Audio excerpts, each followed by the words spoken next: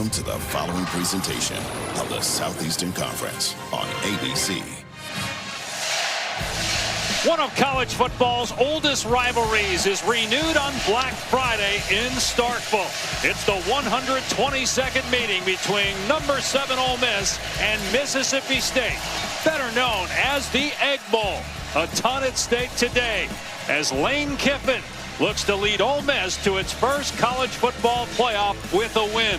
But whether Kiffin would coach in that game or leave for another job is of great speculation.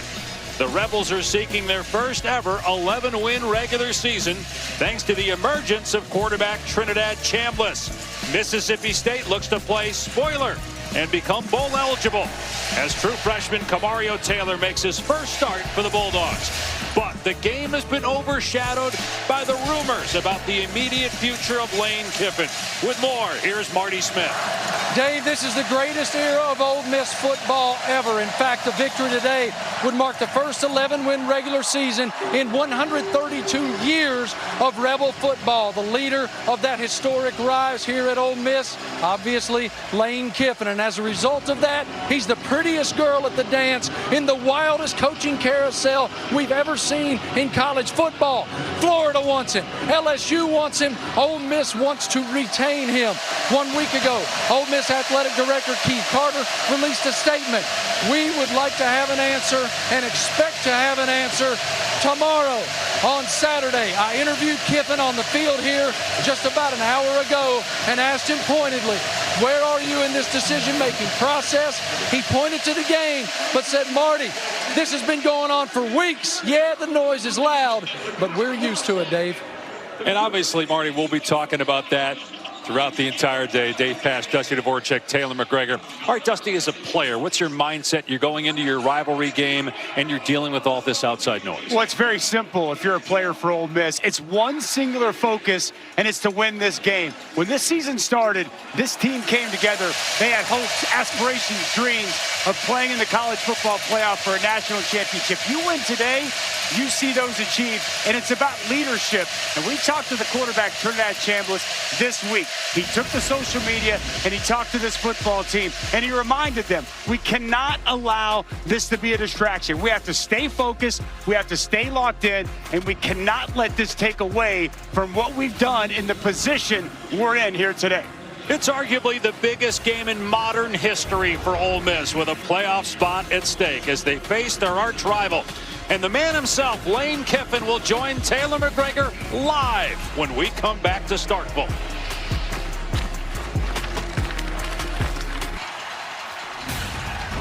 Welcome to the SEC on ABC, presented by Target. Okay, let's hear from the head coach at Ole Miss, Lane Kiffin, standing by with Taylor McGregor. Thank you, Dave. Coach, there's been a lot of outside noise the last couple weeks regarding your future. How have you kept your group focused on the task at hand today? Well, these guys have been dealing with that for a lot of weeks in a row, so we're focused on going 1-0. There's a lot on the line here. Rivalry games, records mean nothing, but to get to 11 wins for the first team in the history of this state would be amazing, but we're going to have to play really consistent and play really well football for 4 quarters. Yeah, you said it.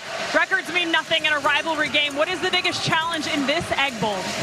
Just to stay composed. You know, these guys are really good. They have a really good offense and some dynamic playmakers, so we got to play really well, win the turnover battle, and limit explosive plays. Thank you, Coach. All right, guys. Dave?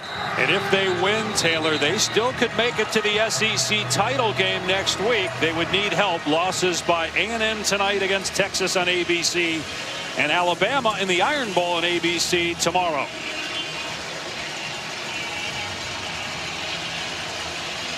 Ole Miss won the toss and elected to receive.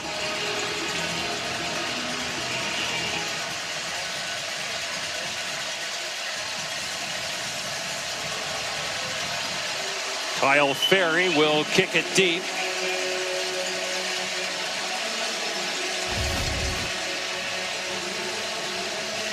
Isaiah Hartrup is the deep man. Texas A&M is in the SEC title game with a win. So is Alabama. That's why the Rebels need to win and get help. It'll be a touchback. And Trinidad Chambliss, who was the backup to Austin Simmons to start the season, got his first start in the third game against Arkansas, and the Rebels have not looked back. He's a transfer from Ferris State, where he won a Division II national championship last year. Since his first start, he's third in the country in total offense, and he's down to his third jersey. Lane Kiffin told us that both of the jerseys that he had in his locker room were stolen by Mississippi State at 1 and 3 in the morning today. And on first down, Chambliss throwing, and it's caught by Wallace. And it's a gain of 2. Only adds to the rivalry with stealing the quarterback's jersey, and Chambliss has been nothing short of sensational. You see the ball jump out of his hand as a thrower, an excellent runner, and very difficult to defend. And here is Lacey, who's been one of the best backs in the country, and he's hit hard at the 29-yard line. That was Brandon Jennings, and that would be huge for Mississippi State if they can stop Lacey. He's 6th in the country with 1,136 yards. Well, Jennings lowers the boom, but Isaac Smith back with this team. First contact, great to see him in on that tackle on this opening possession.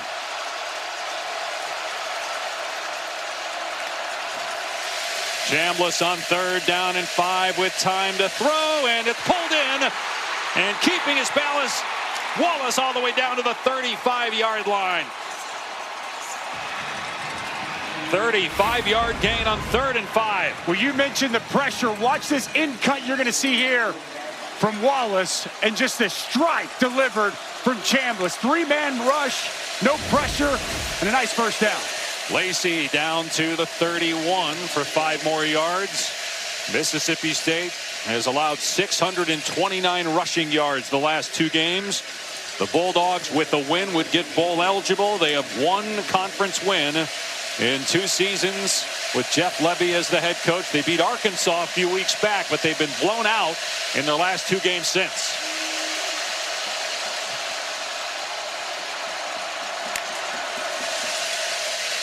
Here's Lacey again, trying to get the edge, and does. And he's got the 10, and he's got the end zone. Touchdown, Ole Miss. A 32-yard run. Lacey's 20th rushing touchdown. That leads the nation.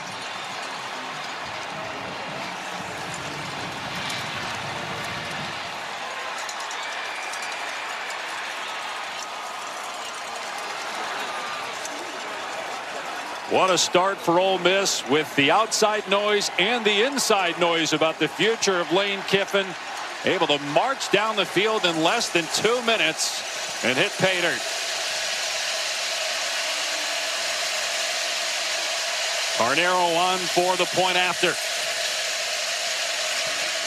7-0 Rebels. Well, it's about setting edges, and this has been a problem for Mississippi State. The safety, Brylan Lanier, is going to come down, and he's got to set this edge. Watch Kudus, the offensive guard, 75, come out. When Lanier comes down, he's got to keep that outside shoulder free. He gets blocked, comes inside. Excellent blocking on the perimeter by Stribling. And Kewan Lacey with his 20th touchdown, and a great start for the Rebels.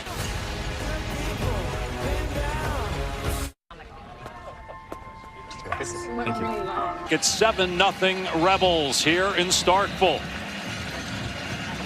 Ole Miss has won 2 straight Egg Bowl games, 4 of the last 5. Won 2 straight here at Davis Wade Stadium.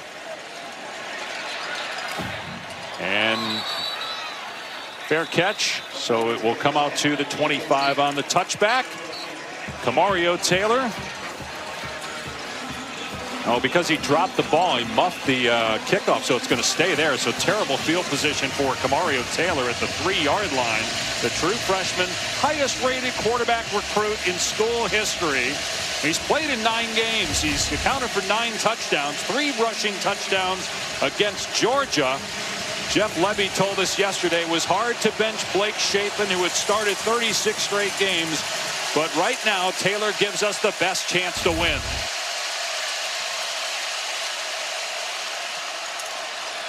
Devon Booth suspended for the first half for disciplinary reasons, so he's not starting at running back. Fluff Bothwell is the tailback.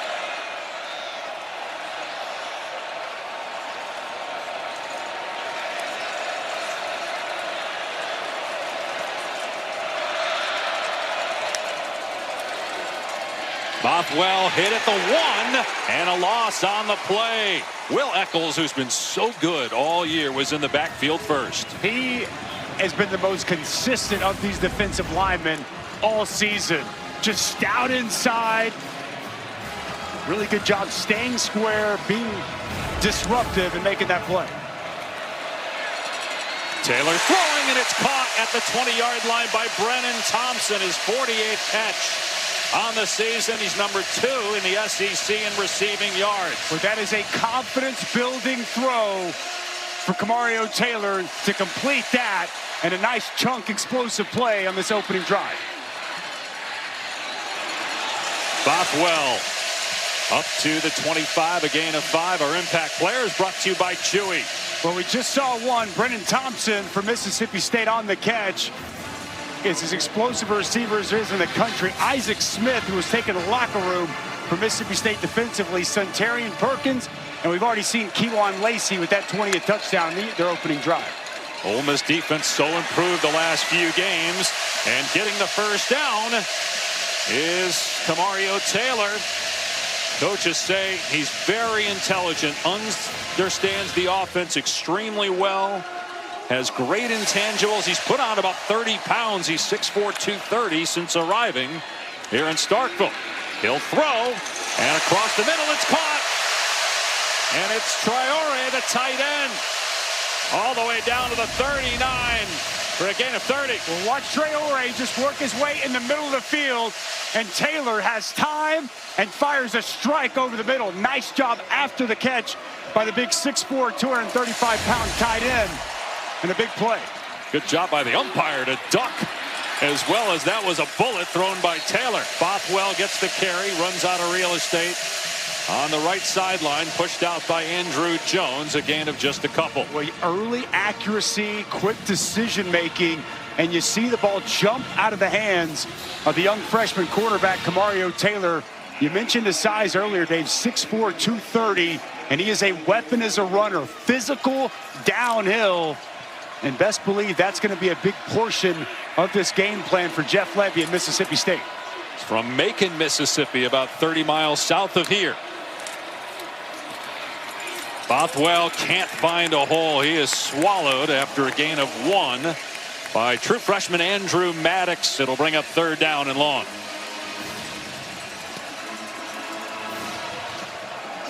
The 3rd downs, Anthony Evans has been a go-to guy for this offense throughout the course of the season. Top of your screen.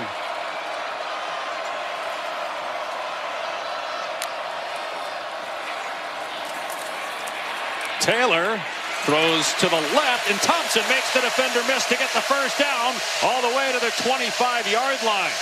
Don't know if he picks up that first down, if he doesn't make that defender miss. But a fresh set of downs. How about the pocket presence here of Taylor? Bodies around him. He's just cool, calm, collected. Delivers that ball with good accuracy, and you touched on it, Dave. How about that? Puts him in a spin cycle, makes him miss. An excellent job after the catch, and a really good start by Brennan Thompson. Jeff Levy said FTS, feed the stud, and the top of that list was Brennan Thompson for here today. Back to the ground game. Eccles grabs the running back, Fluff Bothwell, after a short gain. Just a very good answer here on this drive. When you think about muffing that kick, getting the tackle for loss, backed up inside your own 2-yard line, and to put yourself here right outside the red zone, it's an ideal start here for Kamario Taylor at his first start.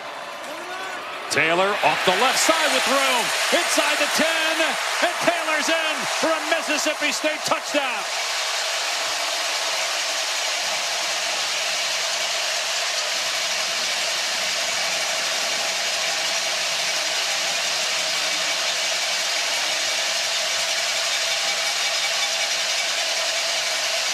They go 97 yards in just over 4 minutes, and Taylor's 6th rushing touchdown of the season in his first career start.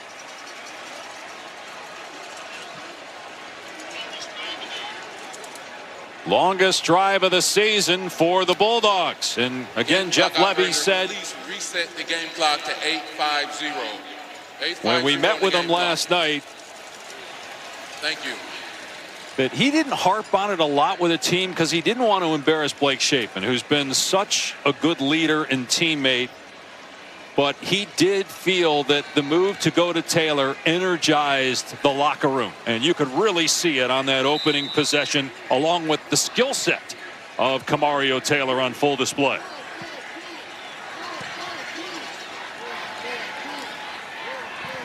And Ferry ties the game at 7. Well, it's Taylor with the touchdown, but watch the blocking. Okay, it's ideal. Fluff Bothwell. You're going to see Perkins come in. He's going to pick this up. Now watch backside guard. You're going to pull your tight end, and everybody is going to be perfect. 75, Jacoby Jackson. Traore gets on the perimeter, and Taylor strolls in the end zone as we're tied early here in the Egg Bowl.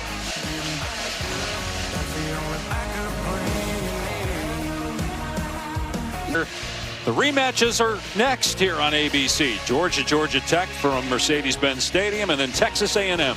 Unbeaten, number 3 in the college football playoff. They are in the SEC championship if they can beat Texas. But Arch Manning playing much better of late. Might have something to say about that. Touchback, it'll come out to the 25. Let's check in with Taylor. Well, Dave, Mississippi State linebacker Isaac Smith has missed the last game and a half with a lower body injury. And just moments ago, he was taken into the locker room. He came back out with a heavily taped right ankle. He's on the field right now, but he was on the sideline trying to roll out that right ankle. This is important because coaches said there's such a difference when Isaac Smith is on the field versus when he's not. He's the guy who helps create an edge for this defense, something they need right now. Yeah, Taylor, he's got a level of physicality and a presence about him, and this rivalry means the world to him. They need 2 on the field here today.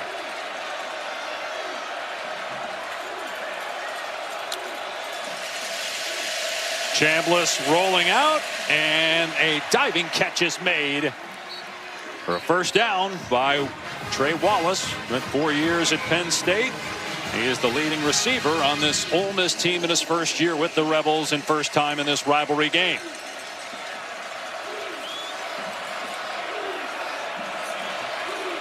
Three catches already for Wallace, 45 on the year. Lacey, who had that 32-yard touchdown run on the last possession, picks up 3 to the 40-yard line, wrapped up by Malik Silla. And this will be the question all throughout this game. Can this Mississippi State run defense that has really struggled the last 3 weeks slow down Kewan Lacey? Because expect to see a heavy dose of 5 here today for this Ole Miss offense. 4 carries, 42 yards already for Lacey. Played 6 games and carried the ball 23 times last year at Missouri before transferring. Out in space, Watkins, a true freshman, gets the first down for Ole Miss into Bulldog territory. With Winston Watkins and this whole receiving core, it just is so deep, and you can go to different guys, but he had a slow start to the season, and as things ramped up, especially that Oklahoma game, the true freshman's been great. Not much that time. Up the middle for Lacey. Bottled up by Jeray Bledsoe. A gain of 1. When they need to see that, Jeray Bledsoe, I think, is the most talented of these interior defensive linemen. They need Travion Williams. They need Kedrick Bingley Jones, and especially Bledsoe inside to be able to hold the point and hold that line of scrimmage here today.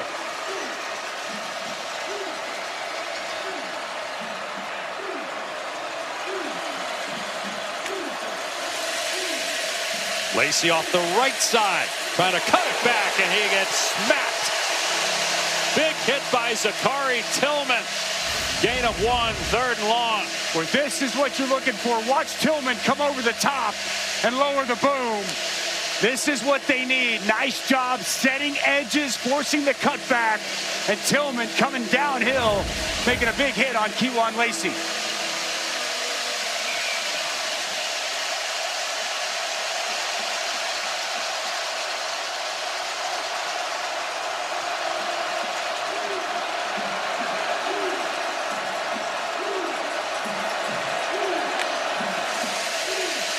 Chambliss steps up and takes off, dives close to a first down, and appears to have it. He does at the 34. Chambliss always seems to make the right decisions. He does, and he is such a natural runner. Watch him feel this, and he sees it, and he knows I can get there immediately. And the acceleration, an excellent job diving to get the first down.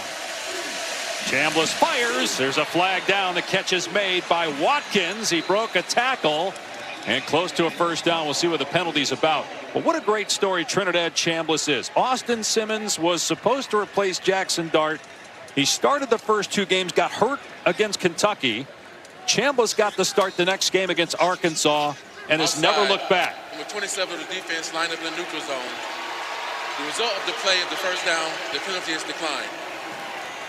Chambliss started 16 games in 3 years at Ferris State. That's not FCS. That's Division II, and he won a national title there. But back in week 3, when we met with Lane Kiffin, he said there's something about this young man. We feel really good about him, and boy, was he right. They knew they had something special. Going back to the fall, the first scrimmage he had, 6 possessions, 6 touchdowns, and it was pretty much then that both Weiss and Kiffin knew this kid's got something, and boy, he's shown it ever since he's gotten the reins of this offense. And Chambliss going to the end zone. It's caught for a touchdown by Wallace. What a throw by Chambliss, right on the money for 6.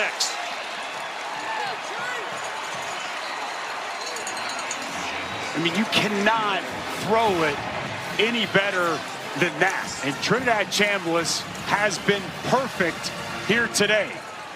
6 of 6 so far in this game. A big third down conversion and an absolute dime delivered there to Trey Wallace. Talked about that leadership. And Trinidad Chambliss told us they've been laser focused. Boy, he looks like he's been laser focused with the preparation and execution so far in this game. And we asked him, have you guys addressed the noise with Lane Kiffin? Have you talked to Coach Kiffin? He dismissed it. He just said, we are focused on winning this game. And that certainly looks the case here in Starkville. It's 14-7. Ole Miss trying to get to the college football playoff with the victory.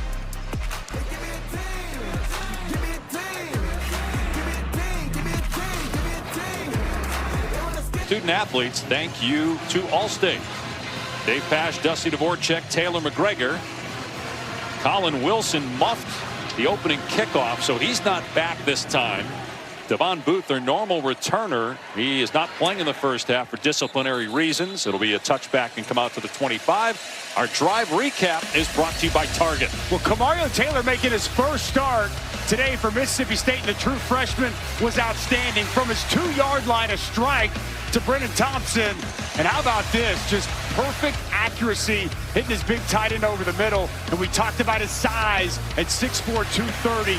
The quarterback counted, good blocking, but then the downhill running, just a glimpse of that opening drive of the skill set and the challenges that Ole Miss will face defending Kamario Taylor here today. Mississippi State leads the country in opening drive touchdowns, yet they've got a losing record at 5-6. Taylor running to the right. He's got a touchdown running or passing now in 6 straight games, and picks up a couple there before Xavier Harris shoves him out of play. I think that opening drive is a glimpse for everyone to see why Jeff Levy made this tough move. Blake Shapen, a veteran senior quarterback on senior day, but he felt Kamario Taylor gives this team the best chance to win, and they want to close out this season with a bowl game and postseason play. Between the tackles, it's Xavier Gayton, just his 23rd carry of the year. He'll come up short of a first down by a couple yards. Gayton had a critical loss fumble in a game against Florida, a game Mississippi State lost by 2. They lost in overtime to Texas and Tennessee, but beat Arkansas. Well, they've been close to winning more SEC games than just the one. Didn't win a single conference game a year ago, but greatly improved from 2024. Taylor keeps it himself, got the first down and more. Out to the 37 for a gain of 4. Well, it's a numbers game. Look at the numbers in the box. Only 5. You got the numbers advantage. Now just run the football with your quarterback. Bring your tight end over. You got 6 to block 5. And you got a big quarterback. It's a good play call. Spread out the field. Get the numbers in your favor and let your quarterback go to work. They'll operate out of empty set now on first down at the Mississippi State 38.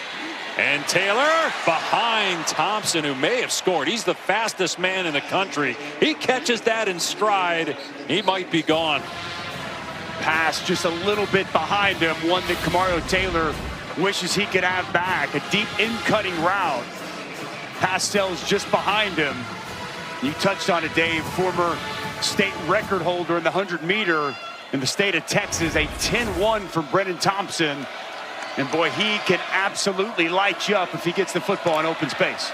First incomplete pass for Taylor. Gayton off the left side. And a short game, maybe two, before he's grounded by Suntarian Perkins. It'll be 3rd down and long.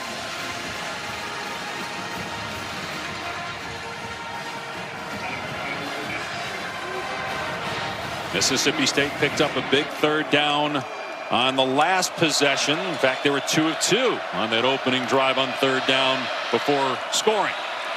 Taylor, and nobody home. Receiver run a deep route. The ball was thrown towards the sideline. That's Brennan Thompson down at the 10-yard line of Ole Miss, so it's going to be a punt. And Brennan Thompson, Kamario Taylor on completely different pages. He was expecting a comeback route on the outside, and Brennan Thompson just continued to run vertical the entire way. Conversation I would hope would be had over on the sideline between quarterback and wide receiver. Ethan Pulliam will punt. Wallace is the deep man. Has to race forward and makes the fair catch at about the 22. So Trinidad Chambliss in great company when you look at most games with 300 passing yards and 50 rushing yards in the SEC the last 30 years. You got 2 Heisman winners tied with Manziel at 4 in 2012 and 2 fewer than Jaden Daniels with LSU in 2023. And I'm not so sure if Trinidad Chambliss hadn't started to kick off the season against Georgia State and Kentucky, he wouldn't be more in the Heisman Trophy conversation, because since he's taken over, few people have been as good and impacted their team the way Trinidad Chambliss has here this season. He has been a playmaker, and he's been outstanding and impossible to defend. He'll give the Keywan Lacey on 1st down. And a gain of maybe 2 that time. Williams on the stop. I also think with Trinidad Chambliss, you think about last year, like Lane Kiffin identified after spring, we need to go get another quarterback. He said, you need more than one. They found Trinidad Chambliss, they identified him, they brought him in. And man, the way he's picked up this system with Charlie Weiss and Lane Kiffin has been pretty incredible in such a short amount of time. Said he's going to ask for another season of college football after this. Throwing deep here, and flags are down as Caden Lee, the intended receiver, got tangled up with Brylan Lanier, the safety.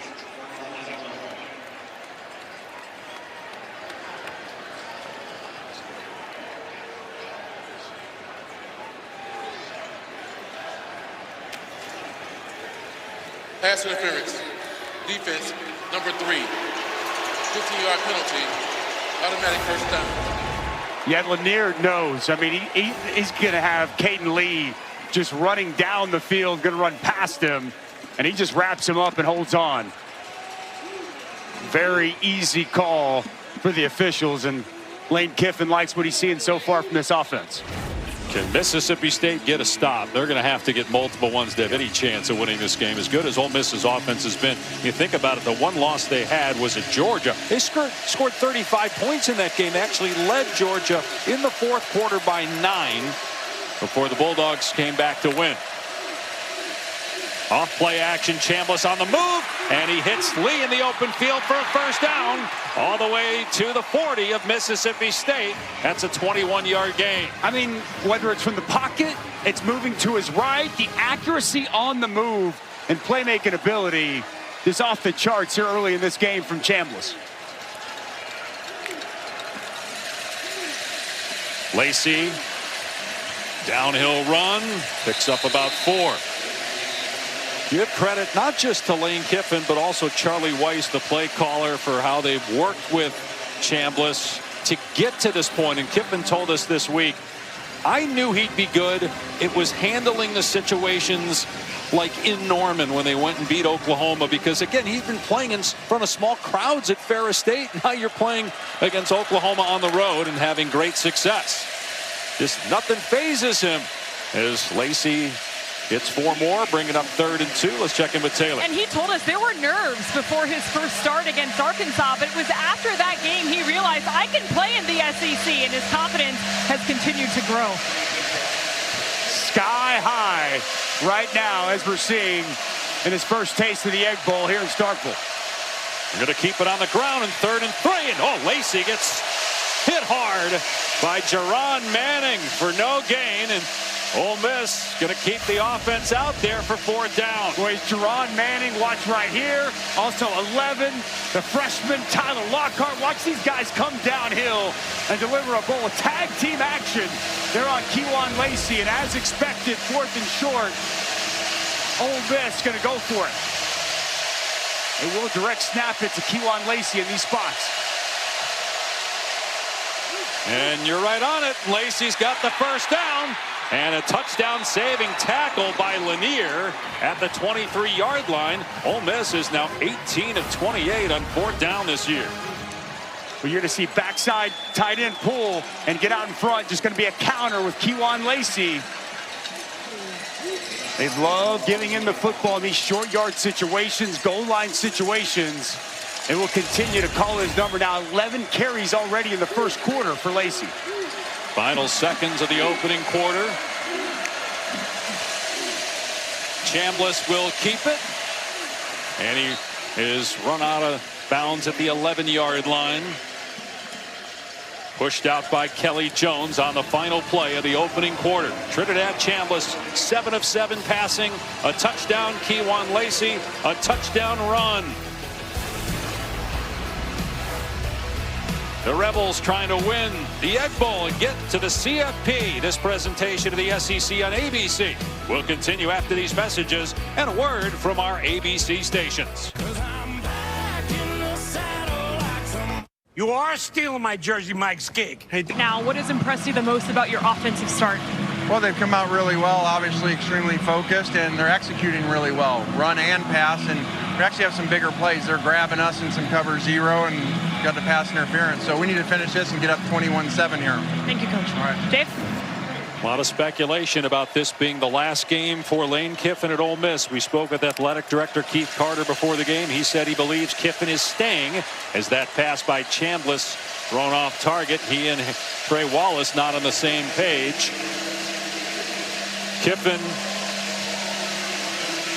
in his 6th season now led them to 3 consecutive 10-win campaigns with a win. They're basically in, even if they were to make the SEC title game and lose. And obviously their chances drop significantly. The committee would consider, if Kiffin takes another job and isn't coaching Ole Miss, whether they would make the college football playoff if he's not here. An announcement will come tomorrow. Keith Carter reiterated that to us on the field. But again, he believes Kiffin is staying. He said there is a contingency plan. As there's movement up front in the penalty flag, if Kiffin were to leave, likely on this current staff, an interim head coach.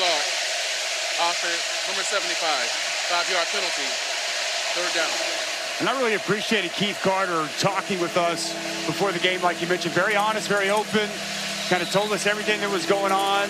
There's an agreement between them that a decision would come so that they could start to move forward. What that looks like if Ole Miss wins and they're in an SEC championship playoff, we'll find out. But like you said, Dave, the expectation from the Ole Miss athletic director is that Lane Kiffin's the coach moving forward. Kiffin told us earlier in the week he has not made a decision, and Carter believes that as well. They run Lacey on 3rd and 13. They only get about 5. It's 4th down and 8, and Ole Miss will send down the field goal team, and Mississippi State able to finally get a stop. Well, that feels like a significant stop, and I know just to force a field goal, giving up a lot of yards, but find a way to force this field goal and keep them out of the end zone feels significant for the defensive coordinator Coleman Hutzler and just the confidence of this defense overall.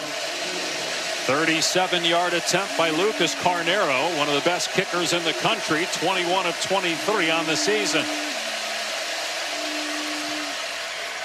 But he hooks it wide to the left.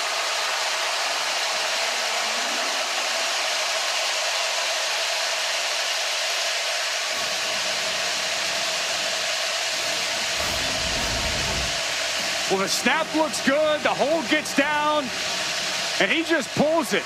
Wide left, a rare miss for one of the best kickers in all of college football. Now Kamario Taylor going to get the ball with a chance to try to tie this game up. Just the third miss all season for Carnero. Jeff Lebby loves it. That's what they need, something to feel good, positive. A defense can go over there and look at each other and start to build off of that. And now we'll see what this offense does after the defense gets a stop. 36 rushing yards and a touchdown for Taylor. He's in trouble on first down, able to escape. Get back to the line of scrimmage and up to the 22. Should have lost a handful. Instead, he gained 2 yards. Well, this is part of it. I mean, that play had disaster written all over it, but this offensive line has struggled all year. And the tackles for loss, the sacks, they've continued to mount, and that's a part of this, why Taylor gives them a better opportunity with an offensive line that's had their issues. Yeah, Shapen would have been set. No question on that play. Taylor breaks free at the 40. Taylor still going. And finally run out at the 40 of Ole Miss. Well, they continue to get the ball in the perimeter. This time it's 10. Cam Ball, the tight end that's going to get outside and help lead the way. Both tight ends, Traore, Cam Ball, and that speed and downhill running on the perimeter from Kamario Taylor. 39-yard gain. He's already got 77 rushing yards on the day. Taylor throwing, it's tipped, and it is picked off. It was deflected by the tailback, and then Uman Mielen gets the interception. So it was tipped twice by a D lineman, then off the fingertips of the running back and into the arms of Uman Mielen. Well, it's going to be Will Eccles inside. Shuts his pass rush down, gets his right hand up. Watch him work inside here and really do a nice job getting right in this throwing lane and getting the initial deflection of this football. Right hand's up, then it's off the hand of Bothwell, like you mentioned, and a huge interception for Uman Mielen to get their offense the football back. Just a tough play there. Eccles with the deflection. Bothwell tries to grab it. The old tip drill. And Lane Kiffin's fired up from his defense getting a takeaway. First interception from Taylor. And they're able to move the ball at will against Ole Miss so far in this game. They've got 153 yards of offense. 198 on offense for Ole Miss. Chambliss on the run, flips it downfield, and just off target. Intended for Wallace, who had a step on Isaac Smith. And Trey Wallace just been a really good addition to this receiving corps. Several additions. Dejon Stribling, Deuce Alexander, all these new faces. They had to revamp, retune this receiver corps, and well, they have been really good. And the quarterback does an excellent job spreading the football around, but a rare miss there down the field. Play action. Chambliss overthrows Watkins, so that is now 3 consecutive incompletions for Chambliss after he started 7 of 7, and it brings up 3rd down and 10. And that pass just sails high. Good coverage there from Manning. Pass high, and boy, how big would this be if Mississippi State, after the turnover, could get a quick 3 and out.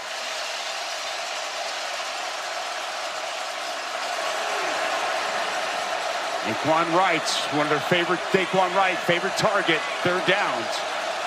See him in motion.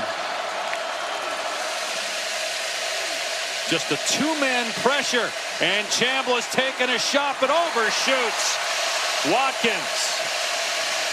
So there's the 3 and out. Mississippi State will get it back. Boy, Trinidad Chambliss just off here because he's got what he wants. Winston Watkins going to run a deep post, and he gets the safety. Isaac Smith turned around, and this pass just sails clear of his wide receiver. It's an off possession there for Trinidad Chambliss, and back-to-back stops now for this Mississippi State defense. Got to help their confidence as Bird gets rid of the punt. There's a flag down. Evans backpedaling, makes the fair catch at the 11. The penalty marker is at the 43 of Ole Miss. Early second quarter, the Rebels up 14-7 in this 122nd meeting. Battle of the Golden Egg, a trophy that started in 1927, but these two teams started playing in 1901 right here in Starkville. Illegal formation against the receiving team. Number 88 of the defense was lined up over the long snapper. 5-yard penalty will be tacked on to the end of the kick. First down. It's the 10th most played rivalry in the country, second most in the SEC, behind Auburn, Georgia. Mississippi State with possession, down 7 when we come back.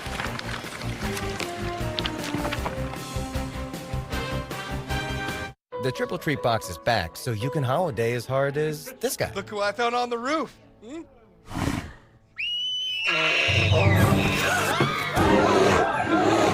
were you thinking? Holiday harder with the Triple Treat Box from Pizza Hut. Well,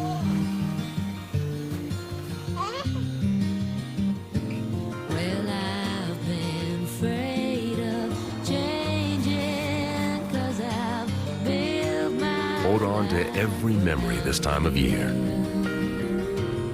And make it another December to remember. Because the greatest measure of the season is how it makes you feel. The December to Remember sales event. Get offers on select models. Every single day, you know, the usual mom stuff. All right, so you can tell me where we're going now? Absolutely not. Why? I'm telling you till you get there. I'm telling you. No way I'm telling you.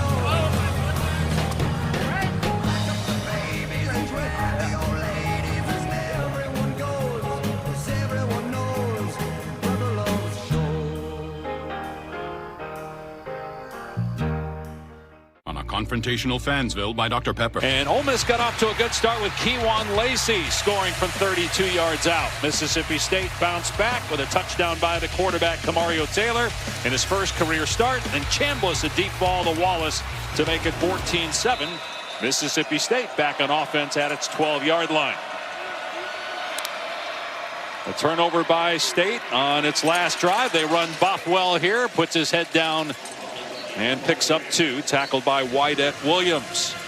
Ole Miss playing for a spot in the college football playoff. If they can win this game, still a chance, albeit would need a lot of help to get into the SEC title game. And the Bulldogs trying to get bowl eligible. Taylor in trouble, gets away from the defender. There's a late flag thrown, and Taylor slides at about the 26-yard line.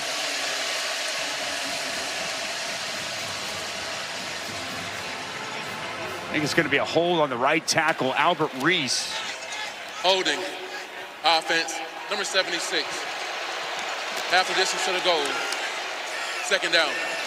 Well, Cam Franklin throws his arms up, and I think it draws the attention of the official, draws this flag. I didn't see a lot, but when he threw his hands up, sometimes as the defensive lineman, you can sell it. It looked like he did a pretty good job trying to sell that hole, but well, that negates a really big pickup there by Taylor. And the official took a few more seconds before. I don't know if he had trouble getting his flag out or if he wasn't sure that he was going to throw the flag before he finally put the penalty marker down. Taylor in trouble on his goal line and gets hit as he throws the ball away. Incomplete pass. There is a flag down in the area of offensive holding again. It was Xavier Harris that looked like he was getting held. Eccles as well.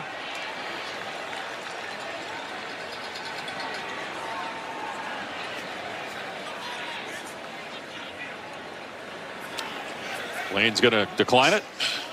Holding. Offense number 72. That penalty is declined. Third down.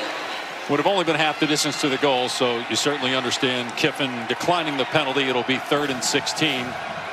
Dangerous spot here for a young quarterback, probably throwing from his own end zone.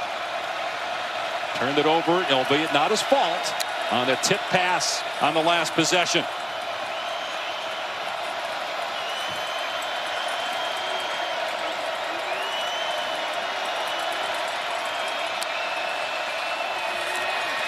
Taylor from the end zone over the middle, caught Bothwell, wrapped up at the 15.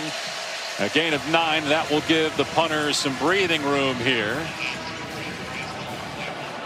That's if they punt it. The offense is on the field. They got to punt the football. Yeah, you got to punt the football. It took Jeff a little time there, Levy, before he sent them out. He did go for it against Missouri a couple weeks ago inside his own 25. I think a little bit too early in a one-score game to be going for it inside your own 20. But a good stop for Ole Miss, a defense that has been much improved here the last 4 or 5 games of this season. Pulliam, a line drive right at Wallace. Fair caught at the 37. Let's take a look at this week's college football playoff bracket brought to you by Capital One.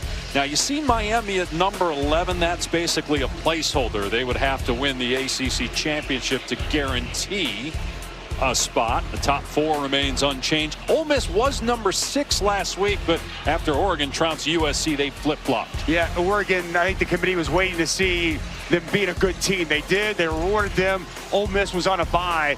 And there's just so much up in the air today, tomorrow. What a weekend of college football. This is as good a weekend, rivalry week with all the rivalries, the games that are at stake for conference championships, for playoff spots, as good as I can remember here today and tomorrow. Lacey can't slip a tackle on the edge.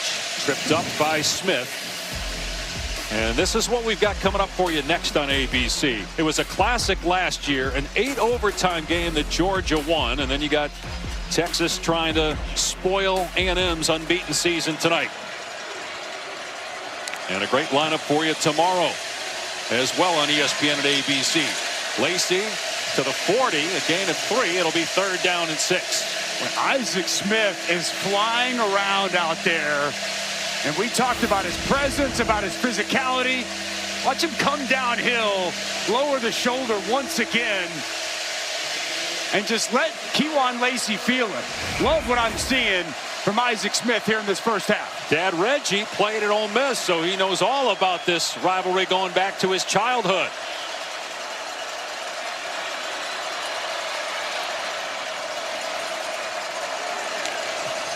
Chambliss to the air on 3rd and 6. Pressure off the edge. Pass to the sideline. And out of bounds. Intended for Caden Lee. And it's 4th down and 6. And Ole Miss will punt again. But boy, it's 3 straight stops now for Mississippi State.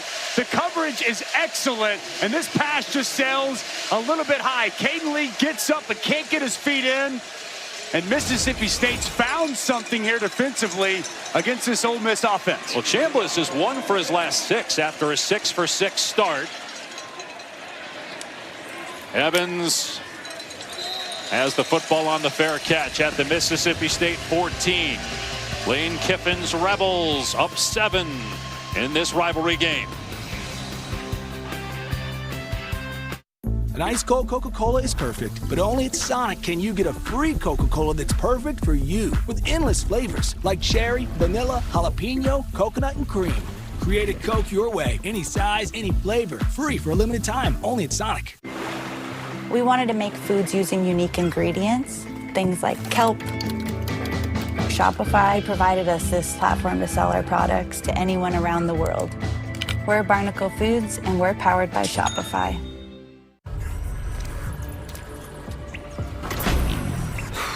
Never thought this would happen. We got you. When disaster threatens to put production weeks behind, call the team prepared to be there in minutes. Serve Pro, like it never even happened. One of these people uses the Colgate Total Active Prevention System. It's 15 times more effective at fighting the root cause of many oral health problems. As for the other guy, Sarah, good luck.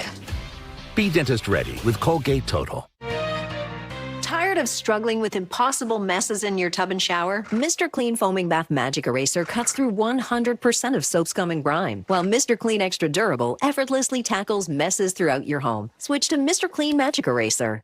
Or will he go? Would it be Florida, LSU, or Ole Miss? Well, it won't be the Florida Gators. According to Pete Thamel, ESPN's college football insider, the Gators are moving on based on irregular communication with Kiffin recently that leads them to believe his interest interests lie elsewhere. So is it LSU or Ole Miss? Ole Miss Athletic Director Keith Carter expects an answer tomorrow. I will tell you guys, based on my ongoing conversations with Kiffin throughout all of this, I'm not sure he even knows as we stand here right now. It's kind of like that Nate Bargatze Saturday Night Live skit where he plays George Washington. Nobody knows. Well, and that was our read on not only Kiffin as Taylor keeping the ball and still going. Yeah, great run out to the 22. But in our conversations with Lane as well, Marty, and then just our group conversation, the three of us along with Taylor McGregor talking with Keith Carter on the field. And Lane Kiffin was walking by. He actually joined the conversation. Now, at that point, we were talking about Trinidad Chambliss. Lane brought up, hey, did you guys know Trinidad Chambliss had his jersey stolen by Mississippi State? But it's just kind of interesting as we're talking with his boss about him, and then Lane just happens to walk up and join the conversation. He knew what we were talking about. Yes. He knew exactly what we were talking about, Taylor. But the best part about the Trinidad Chambliss story, guys, his jersey was stolen once. So it was stolen once. The equipment staff went in, realized it was stolen. So they set up cameras, replaced the jersey, and then they got the guys on camera stealing it again. And then the best part was pregame, I went up and asked Jeff Levy about it, and he said, I actually think that it was Lane Kiffin. So he asked Lane Kiffin pregame, are you sure that wasn't you? That seems like something you would do. I like it. Adds to the rivalry, adds to the sizzle of this year's Egg Bowl. Bothwell up the middle for a gain of 4. And again, the read that we got also from Athletic Director Keith Carter is that he doesn't believe Lane Kiffin has made a decision, but he told us a decision will be given. Now, he didn't say that Lane was given an ultimatum. He said it was a group decision that Lane would tell them by tonight or tomorrow morning whether he was staying or not. A highly anticipated decision that will have Rebels and Tigers fans on the edge of their seat, as we now know from Marty that the Gators are officially off the Lane train. Well, and again, in talking with Carter, we brought up the fact, well, what if Kiffin leaves? Will he be able to coach the team in the college football playoff? He said a decision has not been made. Nothing is off the table. But he wouldn't feel great as Taylor is hit hard at the 32 on 3rd down and 3 and doesn't get the first down about Kiffin going to a rival and then staying to coach Ole Miss in the college football playoff. It's also possible Kiffin could then take staff members with him. We asked Carter about that. He said, we have a plan in place in case Kiffin and others were to leave. A lot left to unfold. And again, they got to worry about winning this game before you worry about, what does it mean for potential playoff, SEC championship. The matter at hand is to beat Mississippi State and then figure that out. But there's still a lot left to figure out. As Wallace chuggles that, but is able to secure it. A lot left to unfold here between today into tomorrow morning. Midway point of the second quarter, and Ole Miss with the ball, leading by 7 when we come back to Starkville. Credit Mississippi State's defense. They've done an excellent job stopping the run game. Kewan Lacey was hot knife through butter early, but now this Mississippi State defense has been downhill, it's been aggressive, it's been attacking, and Trinidad Chambliss has been off. He started 7 for 7, 0 for his last 5, with 4 of those being overthrows. I'd expect to see them get him involved in the run game. We haven't seen him impact much with his legs. Maybe some more short, intermediate throws instead of trying to push the football down the field. Get him back into the flow, get him back into a rhythm here on this drive. That was Coleman Hutzler, the defensive coordinator for Mississippi State, holding them to 10 yards here in the second period. Chambliss on the move, a short dump off to the tight end right, but he gets only a yard on the play. Flying to the football was Mitchell and Smith. Well, Isaac Smith is all over the place, and as expected, just a short, easy throw. See him make a completion. But that Bulldogs defense up to the task, flying around. Nice job for a minimal gain. Chambliss had been 0 for his last 5 before that completion. His pass caught, but an immediate tackle is made by Lanier on Watkins at the 24, a gain of 6. And tackling has been a real issue for Mississippi State. But good tackling once again. Lanier, watch, as soon as this ball's out, he triggers, goes downhill, and it's catch tackle. Pressure coming off the edge. They're going to change the play at the line of scrimmage. That corner was coming. They caught it. Will they call it off? Mississippi State check, as Ole Miss does.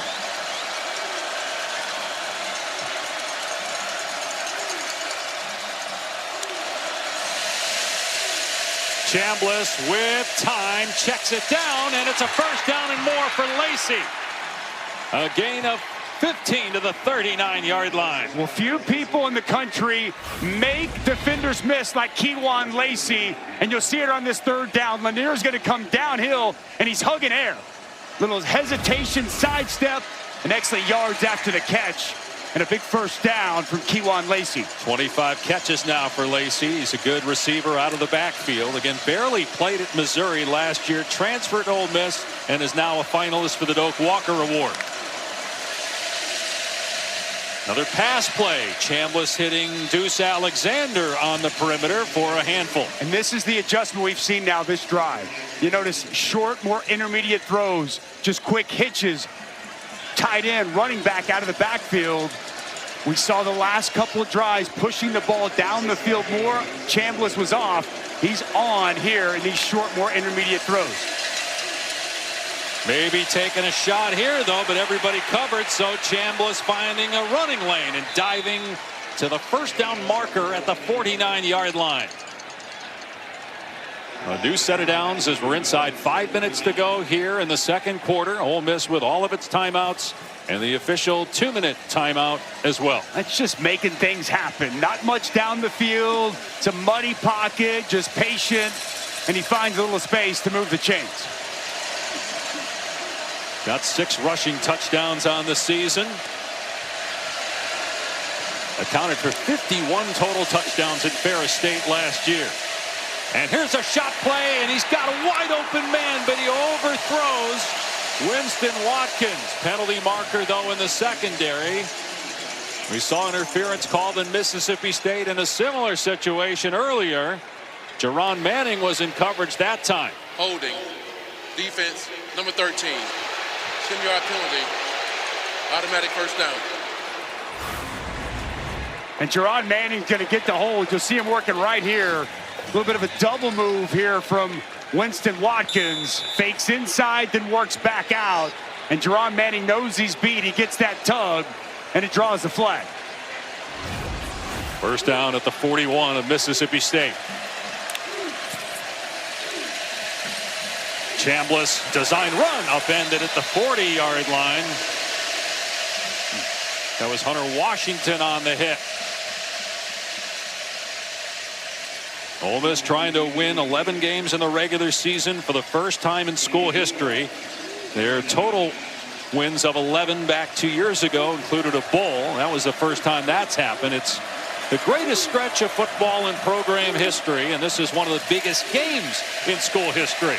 As the ball comes out, the arm hit of Chambliss, and it's still loose, recovered by Mississippi State. And so pushing and shoving after the play, and now a flag. Daquan Wright and Tyler Lockhart get into it, and now the benches are starting to empty. Mississippi State running onto the field late. Another flag is thrown. The Ole Miss players are staying on their sideline, while Mississippi State's bench has come onto the field. Got to keep your composure in this spot. Both these coaches, these staffs need to get their players, need to pull them back. Boy, the tempers are flared. Ruling on the field is Malik Silla, forced a fumble on Chambliss, recovered by Mississippi State. And now they got to sort that out, whether the hand was going forward before the ball came out, or after, also after the play, what the penalties will be here.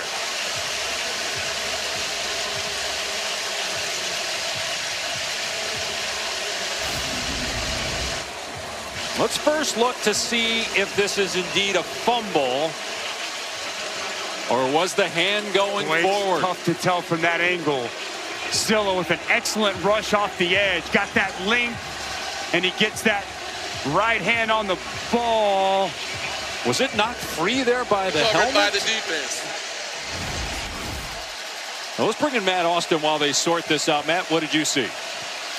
Yeah, Dave, I think this is going to be ruled a forward pass. It looks to me like the hand is coming forward. There's a nice view from behind with the hand still in control of the ball. So I think this is going to be overturned to an incomplete pass. All right, they will look at that in a second. First, they're still sorting out the penalty flags thrown post-whistle.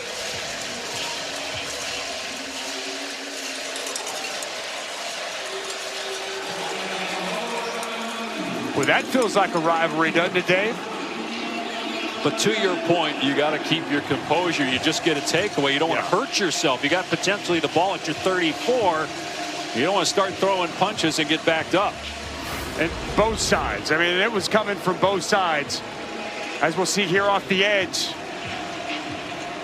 Really good job dipping, turning that edge, getting to the arm of Chambliss. Do you see firm control with a hand going forward there? It is tough for me to tell.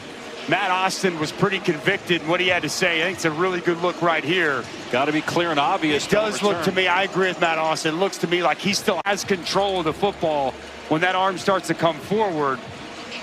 So Daquan Wright looked to be the one initiating all that. And then there's Daquan Wright. Lockhart's a freshman. They're locked up over there.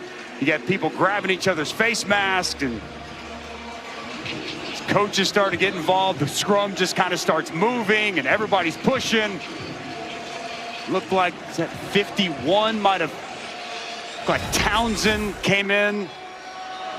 And you got the Mississippi State players running onto the field from the bench, too. They got to sort that out. But we have ejections as well as first and foremost. What is this going to get overturned? And I agree with Matt Austin. I think it's going to. It would make it 3rd down and 8, Ole Miss.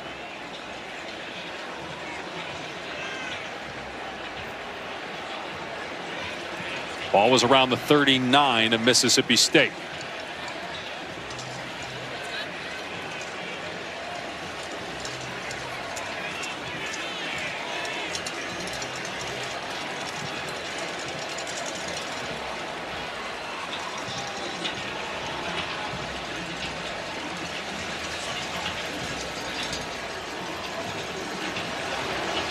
So there's a lot to sort out here, because if it's overturned, and we believe that it will be, that there was clear video evidence to overturn it, go back, figure out exactly how much time's on the clock, the down, where to spot the ball, and then figure out, okay, how many penalties are being thrown, what's the yardage, and is anybody ejected, because there were punches thrown.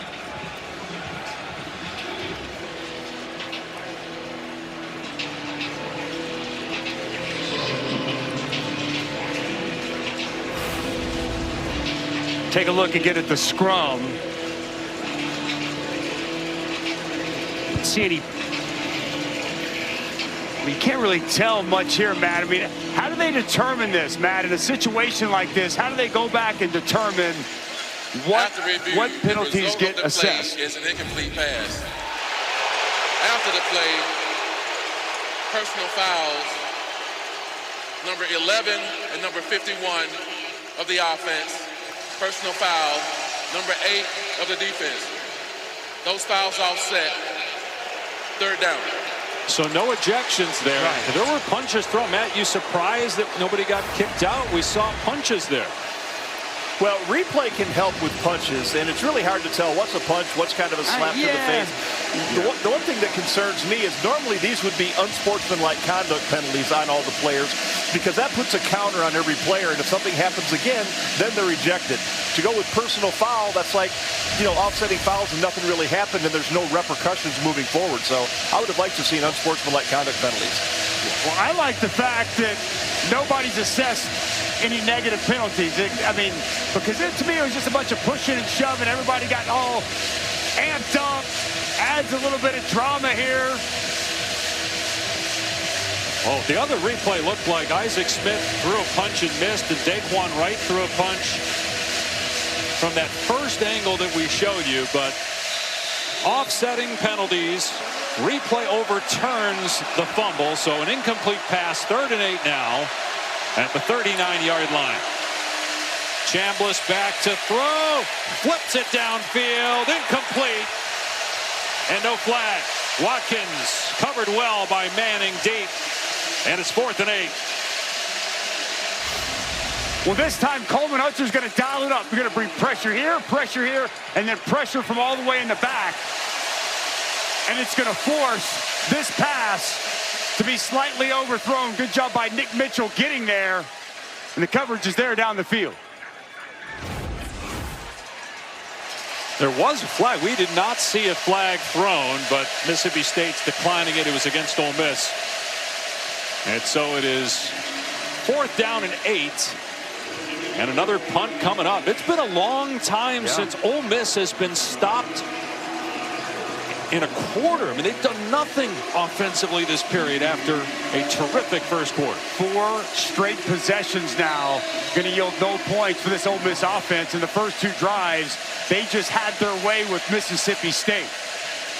Oscar Bird trying to pin Mississippi State deep. And it takes a huge hop and into the end zone. Oh, my goodness. Ole Miss had a player down there. TJ Banks was waiting for it on the 1, but it scoots into the end zone for a touchback. This was set up to be perfect and had Mississippi State pinned on the 1, and just terribly misplayed by TJ Banks.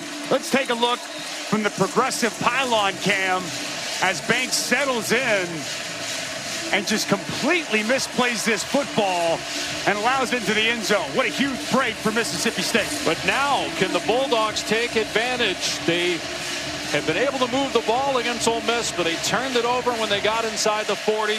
The last couple possessions, they've had to punt the football. They have 3:07, all their timeouts, and the official 2-minute timeout to work with. And true freshman Kamario Taylor making his first start. Dumps it off. Thompson underneath gets the first down and a gain of 15. A nice job by Brennan Thompson finding open space, sitting down, and a good confident throw from Taylor. The highest rated quarterback recruit in school history. He'd played in 9 games, but Blake Shapen had started 36 in a row until today. A lot of room for Bothwell. And Bothwell still going inside the 40. Ole Miss finally gets to him. Inside the 25, Daugherty.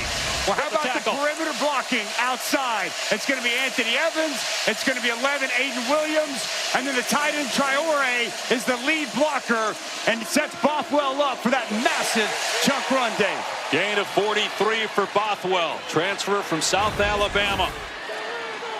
Seeking his third 100-yard game of the season. No room to run this time as he gets flattened at the line of scrimmage. Maybe 1 yard on the play. This staff loves Fluff Bothwell, and he had a very good start to the season, and then he was banged up. He missed the Florida game. He missed the Texas game. He's back fully healthy, and you got a glimpse of what he's capable on that big run. That 43-yard run, the longest of the season for Mississippi State. On the cusp of the red zone, looking to tie it before halftime. We'll get you ready live from Atlanta, Georgia Tech, Georgia. Right now, we've got Utah in action. Their offense, they've been fantastic. Boog, slim chance to get to the Big 12 championship. Devin Dampier, big play. No doubt. He's 9 for 14, 129 yards and a touchdown. They are throwing the ball today, Kev. J.J. Buchanan in the end zone. 10-7 Utes. Back to you, Dave and Dusty. All right, Kevin and Booger, look forward to hearing from you guys shortly. 2 minutes to go. Each team with 3 timeouts, in Mississippi State near the red zone, down 7, and now outgaining Ole Miss in this football game. Kamario Taylor fakes the swing, now throws it towards the end zone, incomplete. Anthony Evans, the intended target. Wydett Williams in coverage. It is 3rd down and long. We fake that swing screen outside, get the defenders to jump it, and try to hit Anthony Evans. That pass just off the mark. Anthony Evans unable to elevate and bring that in. See the numbers for Taylor. An interception on a deflection. He has got 85 rushing yards and a touchdown.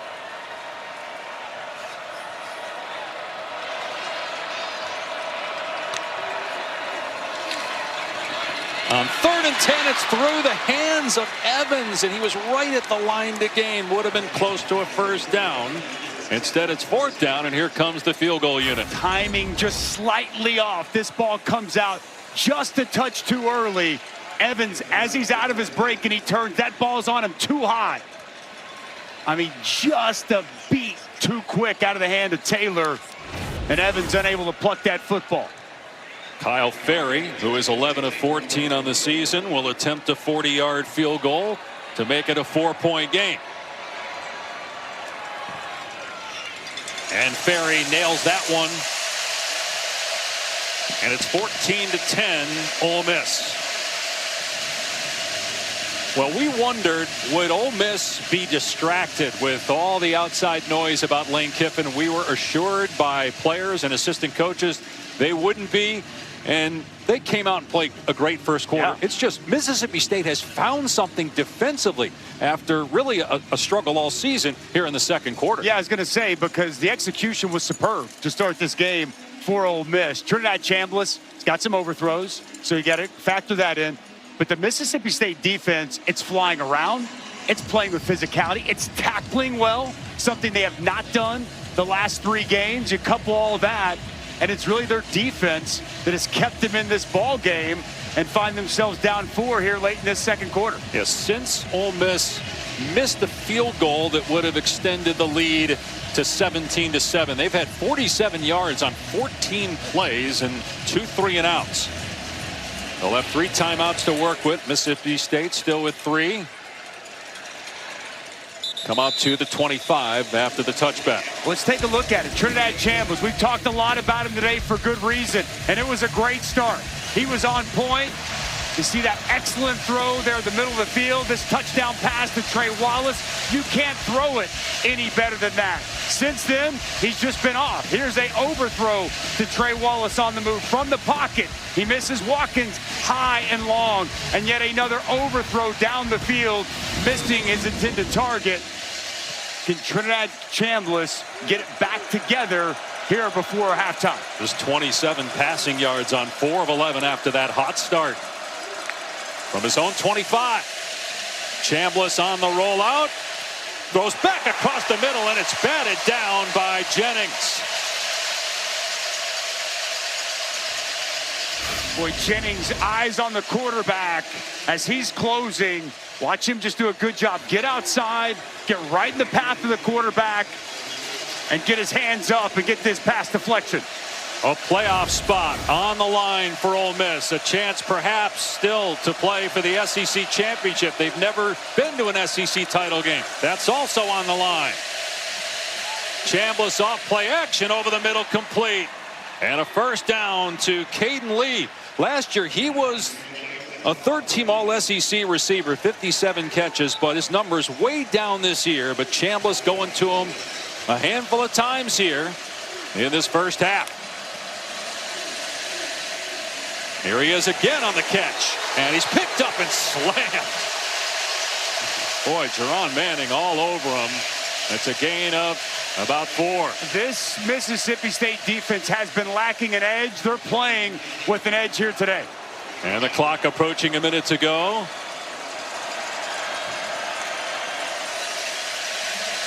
Chambliss, back shoulder fade is caught by Stribling to the 37 of Mississippi State, and a first down with 56 seconds left. We haven't called Stribling's name much. How about the route? Excellent job on the back shoulder. Good job on the adjustment by Stribling, and an easy pitch and catch. Got that size, good route runner, 6'2", Dejon Stribling. 21-yard gain. Another pass play. Underneath to right, wrapped up at the 33, and Lane Kiffin will call a timeout. He has got 2 left. The clock is still running, but Kiffin called for time, so they're going to have to put some seconds back on. About 4 seconds came off the clock after Kiffin had called a timeout. That sometimes happens in home games. In rivalry home games, it's going to happen even more. First time of the half. Ole Miss, 30 seconds in lead. Soon the officials caught that, but we'll see. Now, Ole Miss 10-1 6-1 in conference play. The lone loss was against Georgia. Georgia lost to Alabama. Bama lost to Oklahoma. But Bama has the easiest path along with A&M. A&M plays Texas tonight on ABC. Those two teams win. They're in. Ole Miss needs to win and get help. Very simple. Just like you said, Bama, A&M win. There's your SEC title game. If either one of those two lose, Georgia will go to the SEC championship game, and Ole Miss needs the most help. They got to win this game, obviously, and they need both Alabama and Texas A&M to lose for them to get in. But much like a lot of these conference races, man, it's coming down to the final weekend before we determine who's playing for conference championships. They put 7 seconds back on the clock, so 50 seconds to go in the half. Chambliss has time, now takes off with everybody covered downfield, and he gets to the ground at the 25-yard line. Clock will stop to reset the chains. 2 timeouts left for the Rebels. They will not use one here. He's such a dangerous runner. When it's not there down the field, can make a play when there's nothing there. Chambliss, and it's caught at the 11-yard line by Caden Lee. Gain of 15. Another first down for Ole Miss. Well, it's the veteran of this group of guys that have been here within this offense. Caden Lee, such a good slot receiver, savvy route runner. You see there on the out route. And on this drive, Chambliss and Lee in perfect sync. And Chambliss going to run it here and tackled at the 10. Kiffin will call a timeout with 17 seconds left, bringing up 2nd and 9. Boy, Mississippi State can hold Ole Miss to 3, knowing that it will get the ball to start the second half. The Rebels will. That would be huge. And their attempt to pull this upset and get to 6-6 and get bowl eligible for the first time in 3 years. It feels like this possession here at the end of the half, a lot from momentum standpoint. Mississippi State's got to be feeling good defensively about what they did after those first 2 drives. But if Ole Miss can score right here going in, I think that kind of flips it. Now all of a sudden Ole Miss is able to take that momentum going into halftime. So with 17 seconds left, a timeout for Ole Miss as they sit on the 10-yard line. Very important for how this plays out here before the break. Ole Miss wins and essentially is in with a loss. They dip to about 42%. And again, the committee would have to consider if Lane Kiffin leaves to go to LSU or somewhere else, whether to penalize Ole Miss for not having its head coach. Chambliss, fade, Stribling. He's got it. Touchdown, Ole Miss.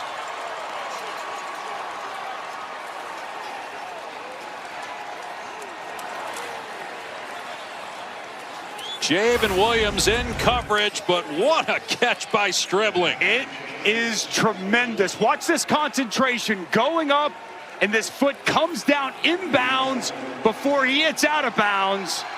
Just incredible concentration, fighting through the contact, possessing the ball. That right foot comes down inbounds.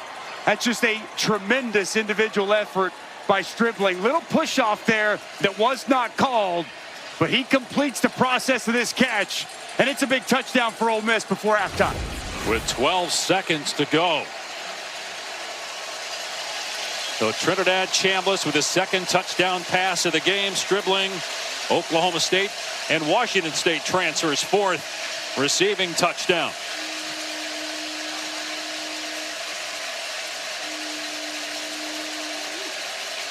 Carnero, who missed a field goal earlier in the game, buries the extra point, and it's 21-10 Ole Miss. Great response from Lane Kiffin's team.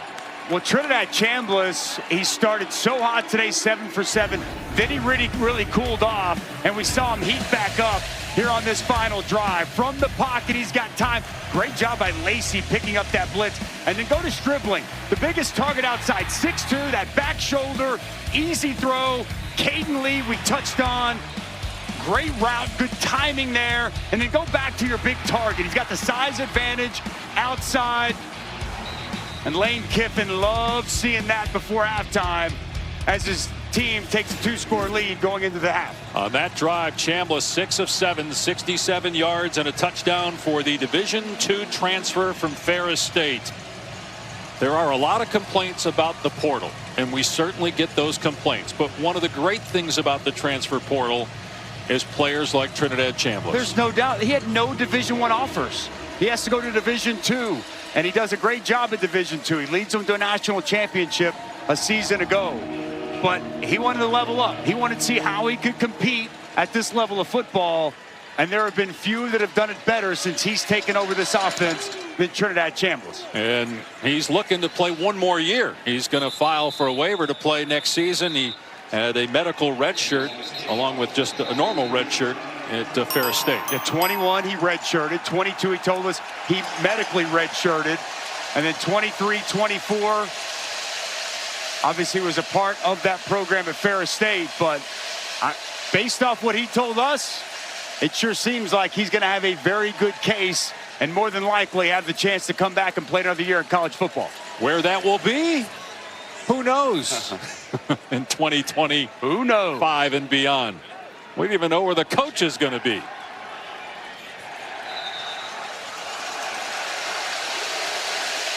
Well, Mississippi State just going to take a knee here and go to the locker room. They will get the ball to start the second half. 310 yards of offense for Ole Miss, 234 for Mississippi State, and a total of 31 points scored.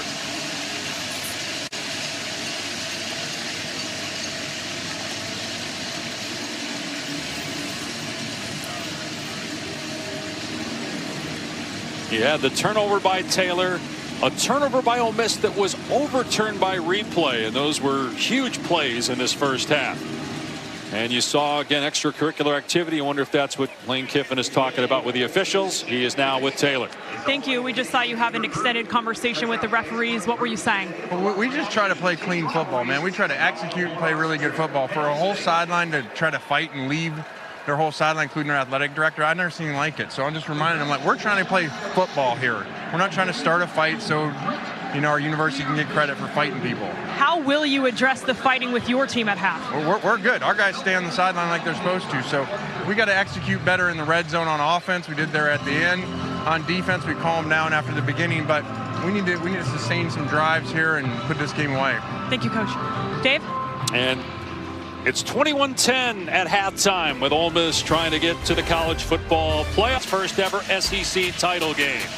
Dave Pasch, Dusty Dvorak, Taylor McGregor, the two quarterbacks in this game, were supposed to be backups this year. And one of them was until today, but both were very impactful in that first half. Yeah, Trinidad Chambliss really bookended that half. He started 7 for 7. He closed 6 for 6. It was accuracy, playmaking, on the move. And for Kamario Taylor, his first ever start here today, we saw him impact with his legs, 85 yards. Can he get some more with the passing game down the field? We saw him off a little bit with his wide receivers. Is that an adjustment Jeff Lebby makes at halftime? And we see it here this opening drive. Mississippi State gets the ball to start the second half. Let's check in after the touchback with Taylor. Well, Dave, I can tell you the biggest adjustment that Mississippi State needs to make here today per Jeff Lebby is they have to put all of their energy and emotion into execution. He said that has to happen in order to win this second half. He said defensively, when we get one-on-one, we have to make plays. We did that a little bit in the second quarter. They feel like that's what led to success. As for his message to Kamario Taylor, he said, keep playing the way you're doing. Let's settle in, and he would like him to be a little bit more accurate at times here, Dave. Benching Blake Shapen Taylor, who had started 36 consecutive games, to go with the true freshman who had played in 8 games previously, but gets the call as the starter today. And going to run it on the first play and drag down to the open field after a 2-yard gain by Perkins. That's a good perimeter tackle by Centurion Perkins. A big-bodied Kamario Taylor. And he's able to get him to the ground for a very minimal gain. With the win, Mississippi State would be bowl eligible for the first time in 3 years. Run play here. Bothwell able to bust it to the outside after the hole wasn't there between the tackles. And he gains 4 yards to the 31. The tackle by Andrew Jones. Third down. Third medium. And we haven't called his name a lot today, but Anthony Evans has been the go-to guy throughout the course of the season. He's in the slot right here. See if Taylor can find him. No catches yet, just 2 targets for Evans on the day. Over the middle, it's Thompson with the first down catch. Taylor reading the defense, going through his progression, and a 14-yard gain. So good, Dave. Spot on. Watch him go through his progressions, start left, work all the way back to the right, and find an open Brennan Thompson for a big first down.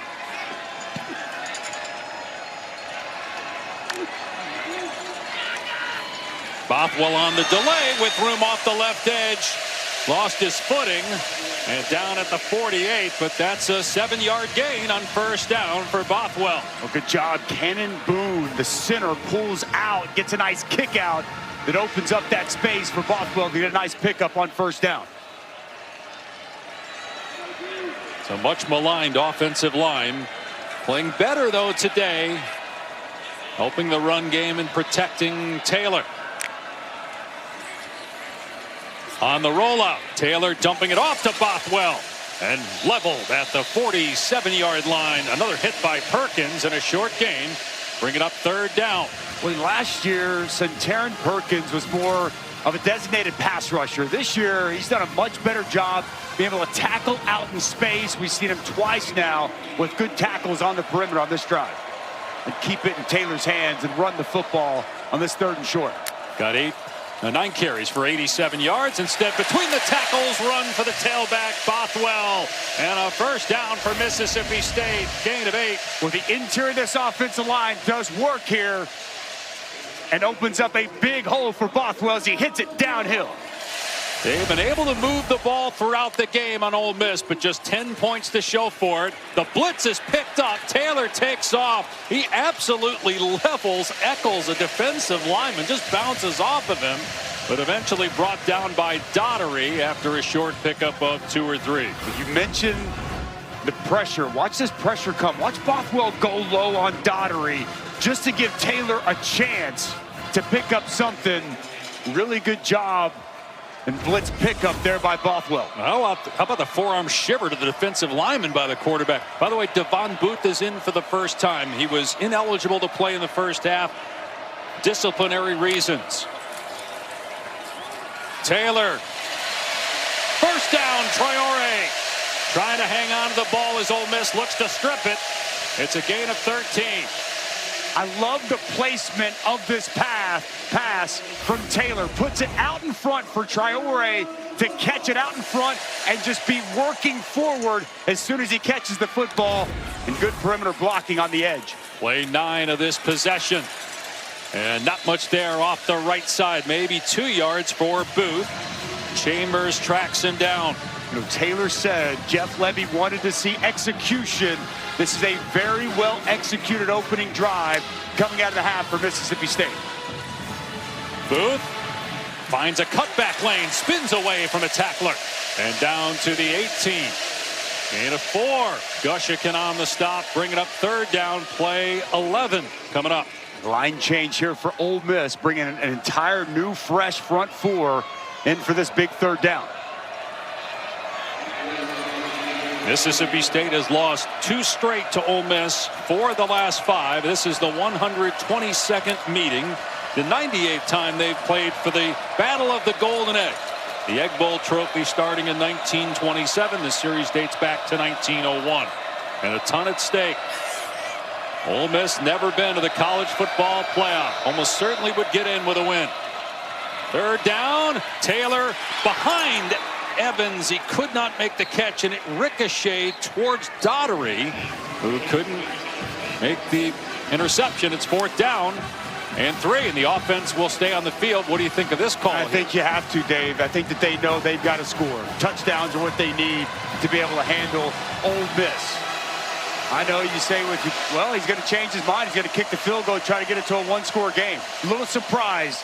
Jeff Levy typically very aggressive, but he's going to try to take the 3. It's awfully early, though. You make this here, you get it to a 1-score game, and it's a 36-yard attempt for Kyle Ferry, who made one from about 40 earlier, and this one is good. So back to a 1-possession game. Trinidad Chambliss' first snaps of the second half coming off after a brilliant opening half here in Starkville. The first Ram Fight song was a hit, so I'm back with a sequel. bald eagles, fireworks, F-16s. Wham loves college football and big freaking screens. Fight songs, footlongs, blackout rims. Always bet on the team with Hemi and Jen. With best in class, base diesel torque. We can hot tub at the tailgate and eat more pork. Who asked for a sequel?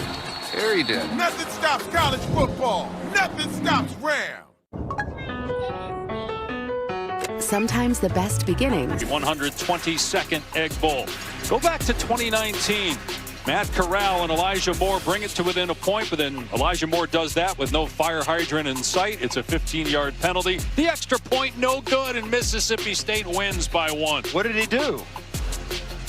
As a play-by-play voice, how do you describe what Elijah Moore was doing there?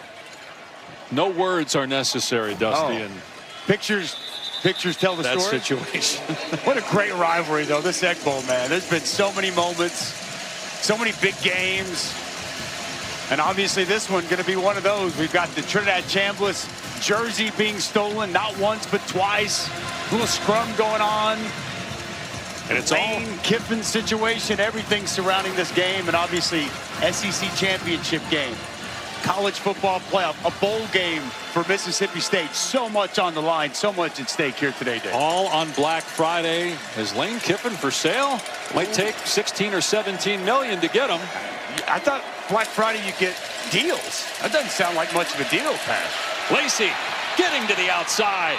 Stiff-arming a defender at the 39 for a gain of 14. It was Kelly Jones out there trying to tackle him. How about the vision here by Kewan Lacey? And see the jump cut. He's just so light on his feet as he finds the open space, and then that burst to get a big gain. Nice stiff arm there on Kelly Jones. 89 yards now for Lacey. In trouble here in the backfield. And able to get back to the line of scrimmage. Grounded by Tillman, but no gain on the play. Much better there by Nick Mitchell, 40, setting the edge, forcing Kewan Lacey back inside to his help. Really well done there on first down. Ole Miss 113 rushing yards after Mississippi State gave up almost 700 rushing yards. The last two games, losses against Georgia and Missouri. Chambliss with time. Deep ball and through the hands of Wallace. Incomplete with Javen Williams in coverage. Penalty marker is down though. Holding. Defense number 15. 10-yard penalty. Automatic first down. That's the third time we've seen either defensive holding or defensive pass interference on a deep ball. Javen Williams working on Trey Wallace. Top of your screen, gets that right hand, gets the grab, that draws the flag. And then Trey Wallace, as he's tracking that ball, not able to get back over and complete that catch. Would have been a 40-yard gain. Well, that was a perfectly thrown ball from Trinidad Chambliss. Logan Diggs in and now at running back. First down at midfield after the penalty. Chambliss stepping up, trying to find some room to run. And he's able to get a couple of yards to the 48. Very savvy in the backfield about knowing when to run and finding the running lane, not taking a big hit. Isaac Smith had pressure. Isaac Smith dialing up some heat there from Coleman Hutzler. He comes from that safety position, and it's a nice job by Chambliss getting a couple of yards. Here's Diggs. And he gets picked up and planted after a 3-yard gain. A flag is down. Manning and Smith team up on the tackle. Only one penalty on Ole Miss so far in the game, 4 on Mississippi State. This might be hands to the face. Personal foul. Hands to the face. Defense number 23. 15-yard penalty from the end of the run. Automatic first down. It's on Travion Williams. That's penalty number 5 now for almost 60 yards on the Bulldogs. Travion Williams going to get his hand up in the, right here. You can see on the left side of your screen. He's going to get his hands in Jaden Williams' face mask. Easy call. And he kept it there, and he got full extension. And if you celebrate penalties like Lane Kiffin, full swing on that 15-yard penalty. Mississippi State with turnovers and penalties, not helping itself, trying to pull the upset. Been 5 years since they've beaten the top 10 team. Between the tackles run for Diggs. Down to the 28, so just 2 yards there. Last week, Ahmad Hardy of Missouri had 300 yards, the most in the FBS this season. And again, just 120 rushing yards for Ole Miss as a team. But Chambliss has been so good, even in second and third down and long, throwing the ball. He's passed for 212 and 2 touchdowns. Lacey back in as they go from the pistol here on 2nd and 8. Lacey hit hard again, and that's Zachary Tillman, who's delivered the wood a few times. But he's shaken up. You had Malik Silla in there too. Well, Tillman, you mentioned it multiple times today, just bringing the hat. 235-pound linebacker. Big hit, but still down on the field. Wonder if Silla fell on his leg that time. Friendly fire from a teammate, or if that was just on the hit that Tillman delivered. You've played in obviously the Oklahoma-Texas rivalry, Oklahoma-Oklahoma State rivalry. Feels like the pads pop louder in these games. Oh, absolutely they do. The physicality is cranked up. The intensity is cranked up. I mean, this is bragging rights, brother. I mean, this is in-state. You're playing for a trophy. You're playing for that egg. Everything else that's at stake, there's no doubt. And let's not kid ourselves. There's no love lost between these two programs. As Jeff Levy told us yesterday, this rivalry is all about hate. That's bringing some serious collisions on the field here today. He said Ole Miss looks down upon us, and he coached at Ole Miss for Lane Kiffin when he got the job. The Ole Miss coach has said Mississippi State, they can't stand us. 3rd down and 6. Chambliss throws high and incomplete off the fingertips of Wallace. It's 4th down, and here comes the field goal team. Boy, just the drop here by Trey Wallace. This is a well-designed play by Charlie Weiss. Gets exactly what he wants. Isaac Smith turned around and off the fingertips of Trey Wallace.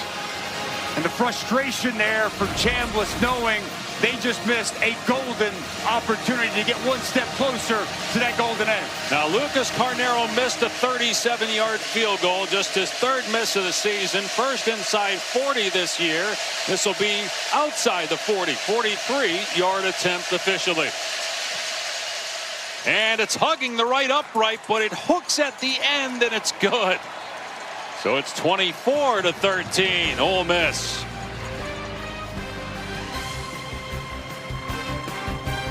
Kiffin's decision regarding his future, you have to consider the journey from the Raiders to the University of Tennessee, Southern California, on and on, all the way here to Ole Miss and all the drama that came with it. But you really have to consider the last 4 years, starting with the 2021 Outback Bowl. He told me after that victory, he looked at the pictures and he said, man, I was so fat, I looked like one of those anaconda snakes that had the food lodged in its throat. That brought about change. What started with no red meat and no sugar turned into sobriety. And with that for him came tremendous fulfillment and emotional clarity. He told me, I'm so grateful I made those changes so that my father, Monty, an icon in this game, could see the very best version of his son before he passed, Dave. Yeah, that was about a year ago that the great Monty Kiffin passed away. Going to be a touchback after Gayton secures it inside the 5. 3 straight 10-plus win seasons. First time that's ever happened at Ole Miss. And Marty talked about how he improved himself. His image has been greatly improved. And if he were to leave and ends up not coaching this team, should they make the college football playoff, he would be the subject of a lot of criticism, of course, and might do damage to that image that he worked so hard to improve. Yeah, but to Marty's point and what you were saying, just mentally, physically, he's in such a good place in his life. He's proud of where he's at, and well, he's doing a great job here with this program. Taylor in trouble and dragged down for a sack back at the 22-yard line. That was Deshaun Womack, his second sack of the year. Deshaun Womack coming off the edge on the outside. Haven't seen a ton of pressure here throughout the course of the day. The walls just come caving in on Kamario Taylor. Taylor with room and out to the 29. Just to finish up on what we were talking about there with regard to the image of Lane Kiffin. In talking with Kiffin this week, he told us he is not sure yet what he's going to do. We spoke with the athletic director, Keith Carter, before the game. He told us he believes Kiffin is going to stay at Ole Miss and said that Kiffin will let him know tonight or tomorrow whether he's staying here or going elsewhere. And there will be a discussion about if he goes elsewhere, whether he can coach in the playoff. Great move by Taylor to get a first down. Although the athletic director told us that he did not feel like ultimately that Kiffin would end up coaching in the college football playoff, but it's possible Kiffin could take his staff with him, which would make things interesting. Let's check in with Taylor for more. Kiffin, before the game, told me today, it's one of those things that's interesting. You find peace, you find happiness, and then you're forced with this decision again, and he's in the midst of it right now. And the ball comes out, but on the ground is Bothwell, and he lost it trying to pick it up. He got it back, though, at the 30-yard line. It was Womack that stripped it. It's going to end up being a loss of 7. Boy, Bothwell is very fortunate. When the ball is on the ground, you got to get on top and secure the football. He kind of just nonchalantly went to gather and pick this up, and he is very fortunate that he's able to get this ball back. Comes back on top of him. Boy, disaster averted there in that situation. And Taylor, to your point, you know, wise man once told me, don't mess with happy. Lane Kiffin sure seems very happy where he's at right now. Where will he be come tomorrow? Everybody can't wait to find out. Toward the sideline, the catch is made. And stepping out of bounds is Booth. Go ahead and finish your story, Taylor, because I know you were going to touch on what happened 3 years ago with Lane. Well, it's been business as usual for Lane Kiffin. The hot yoga started a couple years ago, and this morning, 6 a.m., bright and early with family, he continued that. And so it's one of those things where he feels like he's in a good spot, but also there's the allure of other programs. So it'll be interesting what unfolds tomorrow, Dave. Well, you mentioned earlier about what happened one time. That was in 2022. He was flirting with Auburn, kind of in the same situation. Ended up staying, though, obviously, here at Ole Miss. Taylor on the move. Got to get rid of the ball here and throw it away, and he does. Getting outside the pocket. And that was 3rd down and 10, though, so now it's 4th down, and they will have to punt it, trailing by 11 late in the 3rd. Big stop there for that Ole Miss defense. Kamario Taylor just running out of real estate, moving to his right. Nobody comes open down the field. And their defense going to have to answer the bell and find a way to come up with a stop.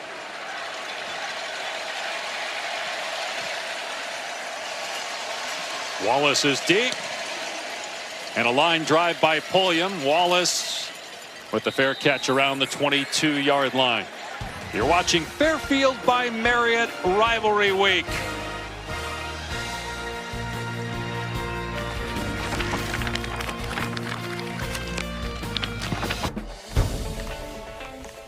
Hey, Coach.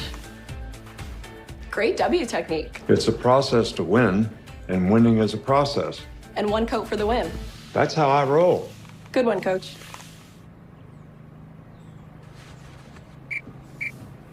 Get one coat hide in over 1,000 colors with Behr Marquee, only at the Home Depot. No weak spots in my coverage. And now for a weather update. The polar vortex is bringing a lot of snow. Good news for a white Christmas. Just be safe getting home. This storm will be here through the night, as will I.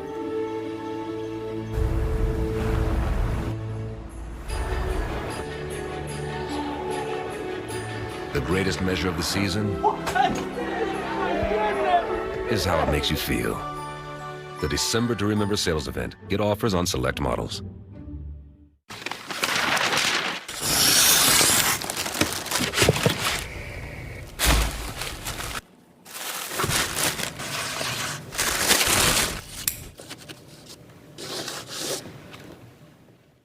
I'm sorry about the billboards, Danny. I promise I'm not trying to take your job. Well, personally, I prefer those billboards. Did anyone ever tell you you're a tad bit vindictive?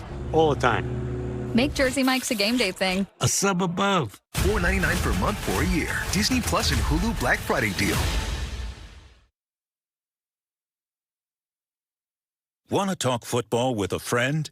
Just tell Siri. Call Jesse on speakerphone. I'm not sure Jesse would answer. He's about to call the Georgia Tech game up next year at ABC. Kirby Smart and company. Ranked fourth, trying to make the college football playoff. And I think Georgia's hitting their stride right now. We saw them in Starkville a couple weeks back. Then they really beat up on Texas. Georgia Tech, we were there last Saturday.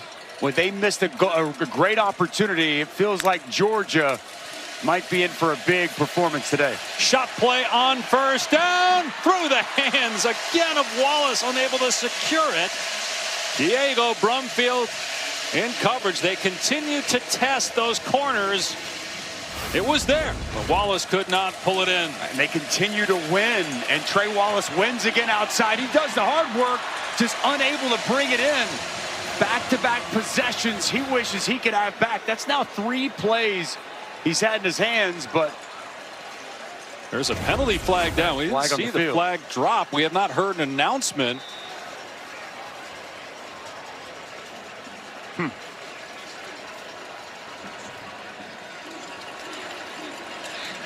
Now again, there was no announcement made by the referee, but a penalty on Mississippi State. First down and 10 on the Ole Miss 33. Lacey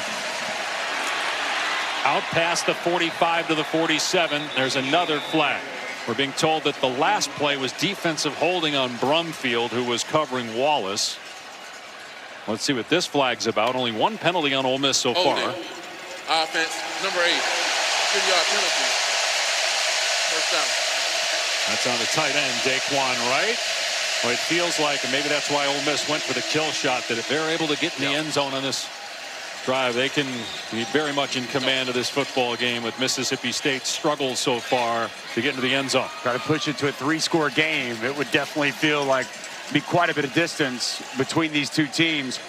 It has been a real struggle today for these defensive backs to keep up with these wide receivers of Ole Miss. Countless penalties we've seen called here on these Mississippi State defensive backs. 6 penalties in all on Mississippi State.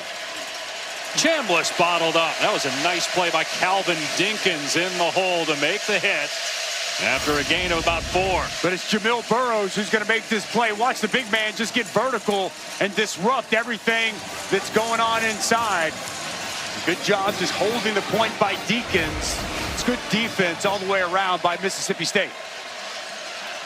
Second down and long. Chambliss.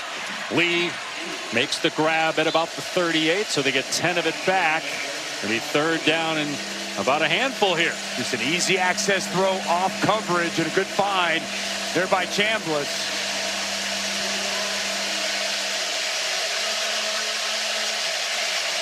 It's trips package up top.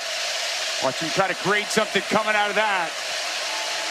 Or an easy throw for Trinidad Chambliss. They're 1 for their last 7 on third down after starting 2 for 2. Chambliss pass in traffic is caught for a first down by Stribling. That was a dart thrown by Trinidad Chambliss. And it's out of that trips bunch, the top receiver. Watch him just work up to space. And you mentioned it. This ball comes out quick and comes out clean with tight coverage around Stribling.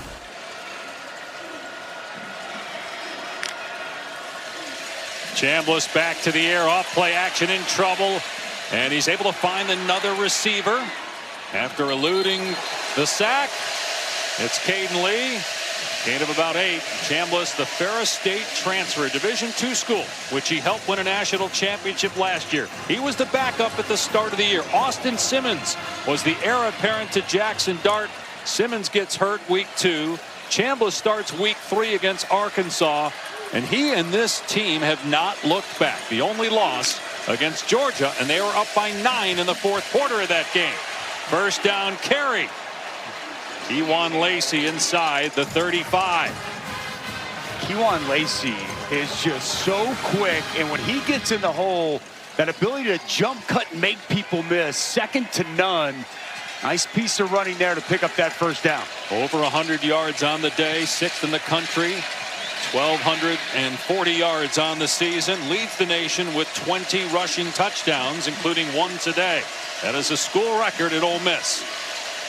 And like Chambliss, a transfer. He was at Missouri, Lacey was, and carried the ball just 23 times last year. Leads the SEC in carries this year. Here's another one. He's hovering around 250 attempts on the season, and he gets 5 yards. Like so many of these weapons, Dave, on this Ole Miss team are transfers. Stribling a transfer. Harrison Wallace a transfer. Deuce Alexander. It's kind of been the method to a lot of the success we've seen for Lane Kiffin, replenishing pieces via the transfer portal. They don't have to snap it here. And they will not. That's the end of the third quarter. 24-13. This presentation of the SEC on ABC will continue after these messages and a word from our ABC stations.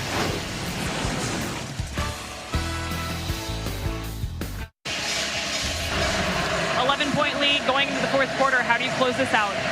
Well, we're right there. We just keep missing little things. We had the third down with the guy open and just missed him. So we got to pop this thing open here and hit a touchdown here and get us to 3-score games and stop letting them hang around. Thank you, Coach. Dave? And that does feel, Taylor, like that would do it. If they can get into the end zone, make it 31-13, a lot to overcome for Mississippi State, in part because they really haven't been able to stop Ole Miss. Giving up almost 400 yards of total offense yet again. One-on-one up top. Instead, Chambliss goes the other way, and the catch is made by Lee. And it's a first down.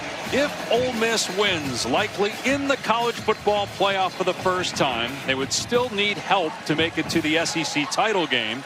Mississippi State looking to get bowl eligible for the first time since 2022.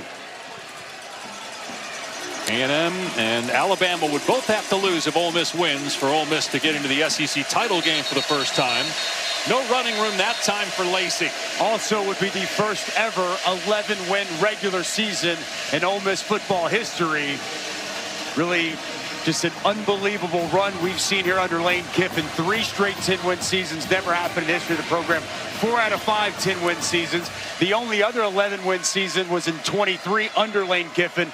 And now they're trying to make it 11 wins, and the regular season just really illustrates the job that he's done at Oxford with this program. And try to win their 3rd straight in Starkville for the first time since the 1960s. Backing up is Chambliss, and his pass off target intended for Lee, but he had to rush that throw as he had some pressure from Bingley Jones at his 3rd down and 10. They needed that pressure. There hasn't been a ton of pressure on Chambliss today, but Bingley Jones able to come off the edge, and that time Chambliss off his back foot.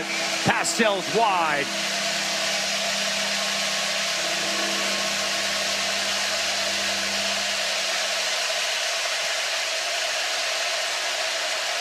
Biggest play of the game for the Mississippi State defense. Trying to hold Ole Miss to a field goal. Chambliss to the end zone. Stribling makes the catch. His 2nd touchdown.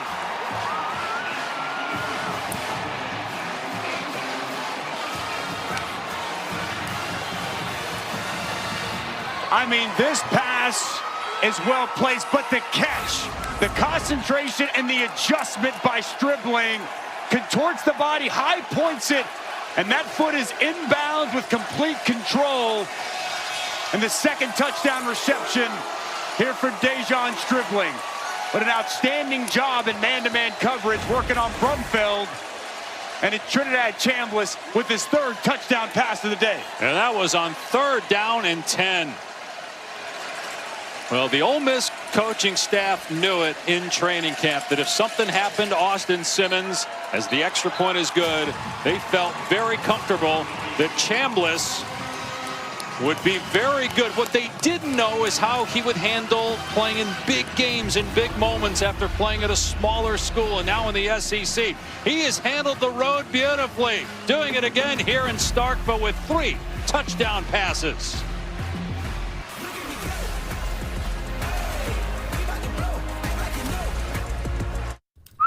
A Chewy order is on the way for Junior, who's more of a senior these days. Every holiday, Dad relies on Chewy for the gifts Junior has loved all his life. You're looking great. Come on. Okay, buddy. Strong boy. That's a strong boy. And gets them delivered faster than the years go by. For holidays with pets, there's Chewy. So I got this friend who said he used to be on T-Mobile, but their network kind of sucked. His words. A lot of things used to suck, like cell phones the size of frozen lasagnas. But things change. Now T-Mobile has the best network, by like a lot. But I'm just another guy in an ad saying the same thing, only first and true. Check out T-Mobile and experience what it means to have America's best network. Hey dude, you won't believe where I am.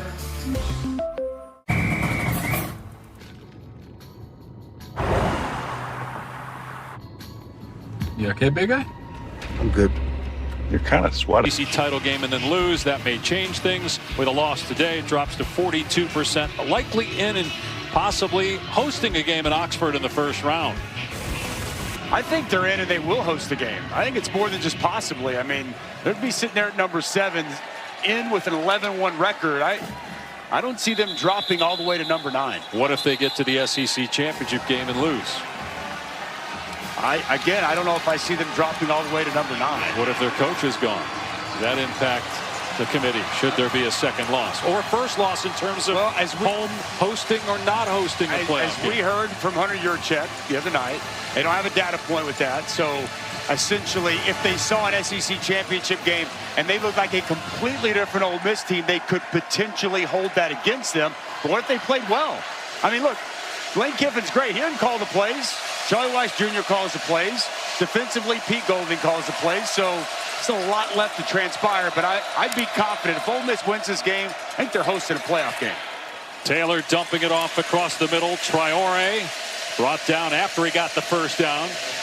Mississippi State down 18. They need 3 possessions early here in the fourth quarter.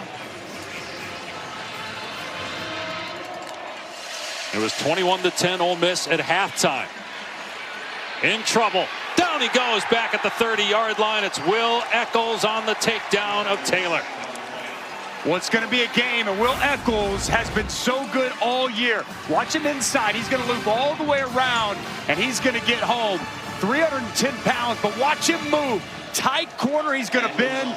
Taylor late to feel that pressure, and a nice job getting the legs and getting the sack. After the 3-yard loss, throw to the sideline, Aiden Williams, who is a former Ole Miss Rebel. First time that he's touched the football today, had just 7 catches in 2 years in Oxford. Third down coming up, 4-down territory now for Mississippi State this stage of the game.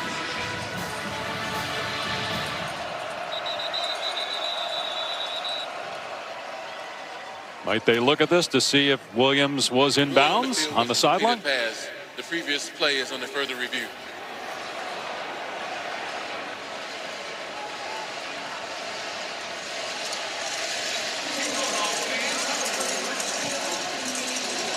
If it is upheld, it's 3rd down and 6 for Mississippi State.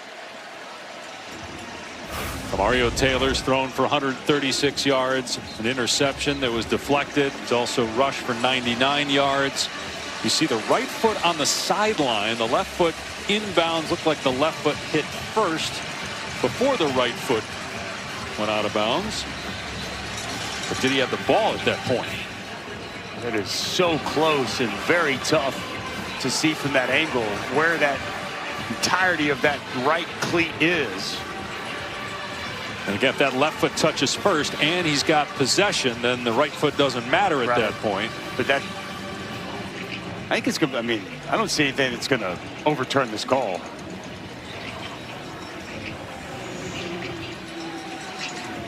Okay. Let's bring in Matt Austin. Matt, how do you see this? Dave, I think you guys covered it exactly right. I don't see anything to overturn, nothing certainly that is clear and obvious, so I think this will be upheld. And on the field, it's upheld. A completed pass, and 2nd down. Thank you, Matt. And so That will make it 3rd down and 6.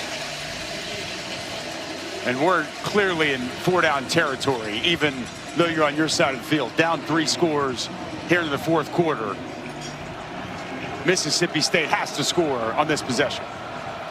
Team that beat Arizona State earlier in the year. Beat Arkansas for its first SEC win under Jeff Levy. Trying to keep momentum going in a positive direction. And the first career start for Camario Taylor at quarterback. And with hard running, he gets a 1st down to midfield. Gain of 10 on the play. Nice job there by Taylor. Didn't like what he saw down the field.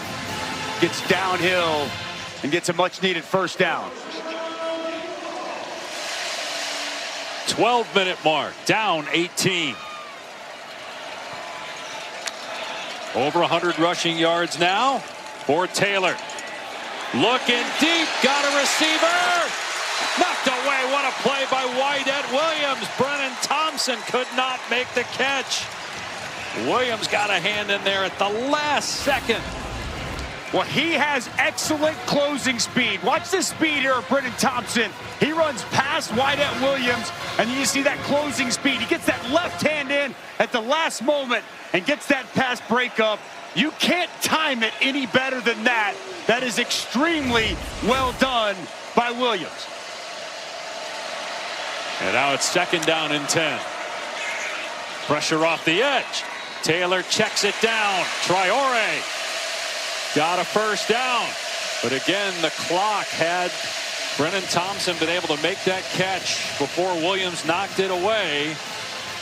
They'd be on the scoreboard. Clock would be stopped. They'd be kicking off. So even if they get in the end zone here, the time is ticking away. Needing 2 more possessions at least after this. Booth, nowhere to go. Dropped in the backfield. The first man there was Womack. This defensive line starting to make some plays. Womack is going to loop inside, going to get up, and you'll see Womack come from that defensive end position and get the initial contact, the tackle for loss. Cleaned up by Chambers. Taylor steps up and hoists it downfield, incomplete. And Evans may have stopped running that time. Gushikin had a better chance to catch it, but Taylor maybe assumed he was going to go to the corner. Well, he wanted to go to Brennan Thompson. He wanted to hit that backside post, but it was well covered. So then he just continued to float and drift to his right and try to locate Anthony Evans. But it's well defended there by Ole Miss in the back end. Are you in definite 4-down territory, meaning here if you don't get this, you could kick a field goal, make it a 2-possession game? You need to just cut it to a 2-possession game here on this drive. Ole Miss comes after him, and Taylor can't take a sack and doesn't. He's able to get away, and he's able to do more than get away. It's inside the 10 and all the way for a touchdown. The ball came out, but that was after he crossed the goal line. What a run by Camario Taylor. You can see why Jeff Levy made the change.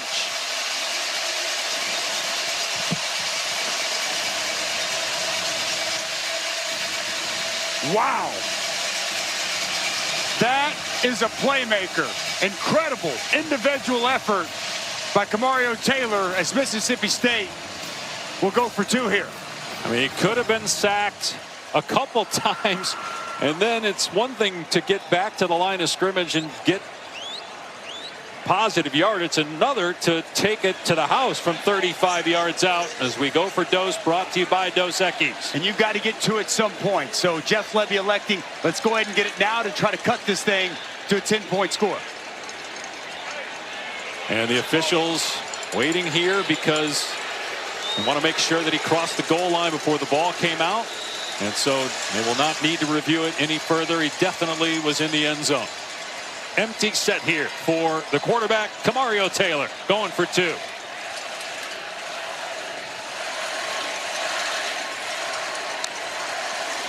They fake the jet sweep. Taylor outside the pocket, spins away, throws back in the end zone, incomplete. Wydett Williams had the pressure, so Mississippi State still will need 2 touchdowns. with it being a 12-point difference. Well, this was remarkable by Taylor. Watch the pressure. TJ Daugherty's going to come up, and then he's going to spin inside. You've also got Perkins, who's going to wrap. Kamario Taylor's got nowhere to go. The blitz cuts home. It gets clean. It's exactly what they wanted. But Kamario Taylor makes multiple defenders miss, puts his foot in the ground, gets in the end zone, and gets the Bulldogs on the board.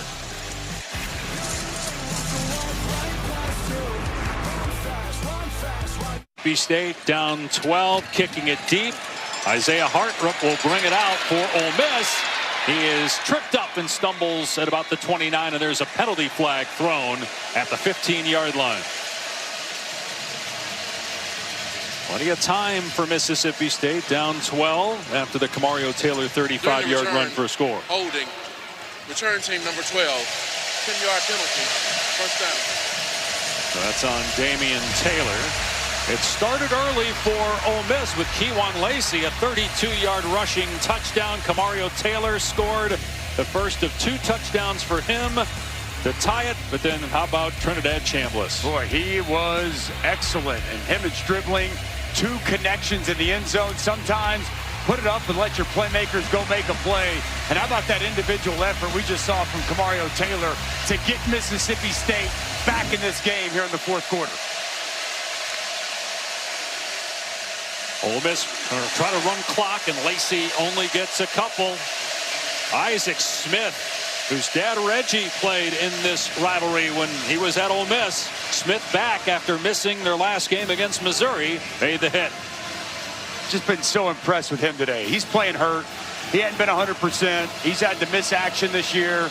He was the 2nd-team All-SEC member last year, but wanted to be on this field. Boy, he has left it all out here for his defense.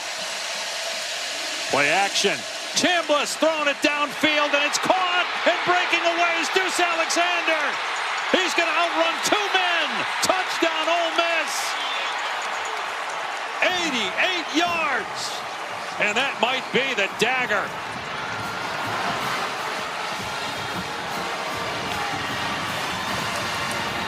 Well, Kewan Lacey in this run game, watch what it's going to do with these safeties, and you got no help over the top. And Deuce Alexander, another weapon. Watch these safeties. Watch both of these guys come downhill, and you're just going to have one-on-one on the outside. The play action and the threat of Kewan Lacey pulls up those safeties. No one's over the top for help. And a nice grab by Deuce Alexander, and he's got outstanding speed as he takes it to the house. And Ole Miss over 500 yards of total offense. The defensive issues for Mississippi State continue. 4 touchdown passes for Chambliss, 359 yards through the air for him. The thing that jumped off the page at me coming into this game was the ball distribution by Trinidad Chambliss. The volume of wide receivers, include Daquan Wright in that, include Caleb Odom in that. Just the pass catchers that Ole Miss utilizes, as you see Alexander time that jump perfectly.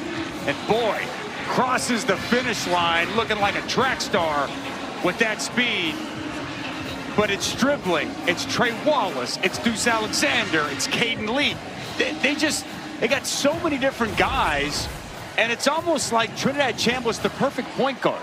It's like, oh, you want to take him away? Okay, I'm going to go here. He's going to find the open man. He's going to find the matchup that he likes, and he has got more than capable players all over the field that if he can distribute the football to them, they can make you pay. The coaching staff for Ole Miss compared Trinidad Chambliss to Baker Mayfield. They said in training camp, we just saw him as a gamer. He made things happen. And it didn't matter who he was throwing to. And that is the case certainly here today with Ole Miss up 19. Take a look at our Nissan Heisman watch. Dusty made the point earlier. If Chambliss starts the season, plays 2 more games, he might be in this company right now with Mendoza, Sayin Love, and Pavia. I think he would be. I really do. I think that those first 2 games cost him statistically. But obviously these guys are great. Julian Sayin, how about that matchup with Michigan tomorrow? Can they stop the streak? They've lost 4 straight, would be a huge spot for Julian saying Fernando Mendoza's been great. You called it. Jeremiah Love was it back week number 4, I think. When we saw him against Arkansas, he's been sensational. And Diego Pavia, they got Tennessee tomorrow, man. He has been so much fun to watch. And what he's done for that Vanderbilt program, they win at Neyland tomorrow, 10 wins. 10 wins for Vanderbilt. It's pretty remarkable. And there's still a chance for Vanderbilt to get into the college football playoff. Like Notre Dame plays Stanford, you would think Notre Dame would win. They've been playing with 2 losses since week 4. Since week 2. Oh, good point. They're 0-2. And that pass off target. Was it a backwards pass? They're still going. So, yeah, it was. But Bothwell scooped it up and ended up getting a few yards out of it. Going to bring up 3rd down. Obvious 4-down territory here for Mississippi State with 9 minutes to go. One more look at this. Ooh, close. Ruling that a backwards pass. Well, it's 3rd down and 5.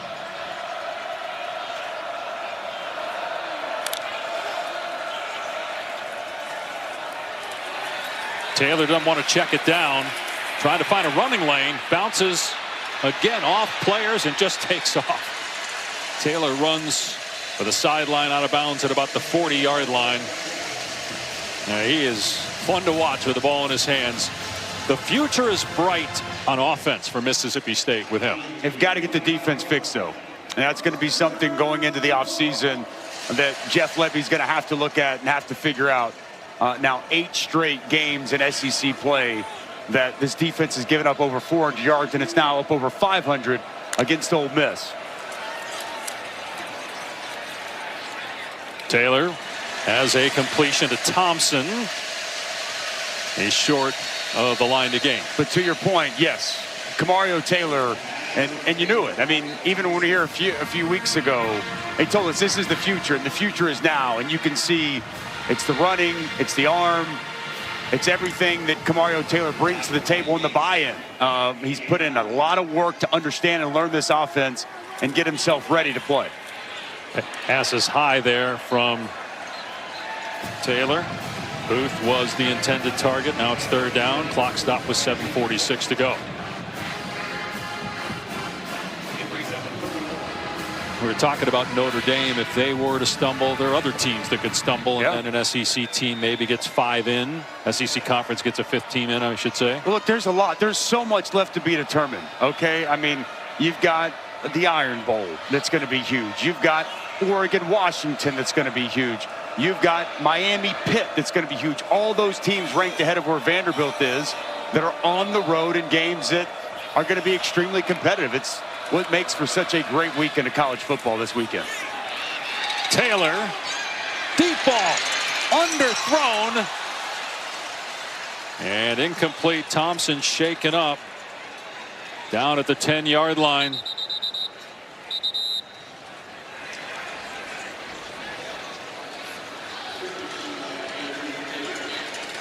He's okay. He wants to stay in the game. They're trying to get him out. He wants to stay on the field. It's 4th down. A lot of error underneath that football as Brennan Thompson tries to bring that in. Anthony Evans going to come over the top.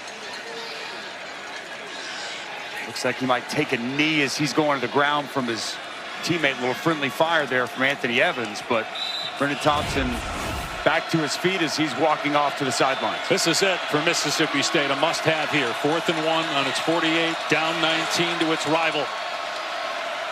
Trying to keep hopes alive of going to a bowl game. Taylor will keep it himself, and he's tackled short. It's going to be a turnover on downs. Andrew Jones and Prince Will Umanmielen on the stop.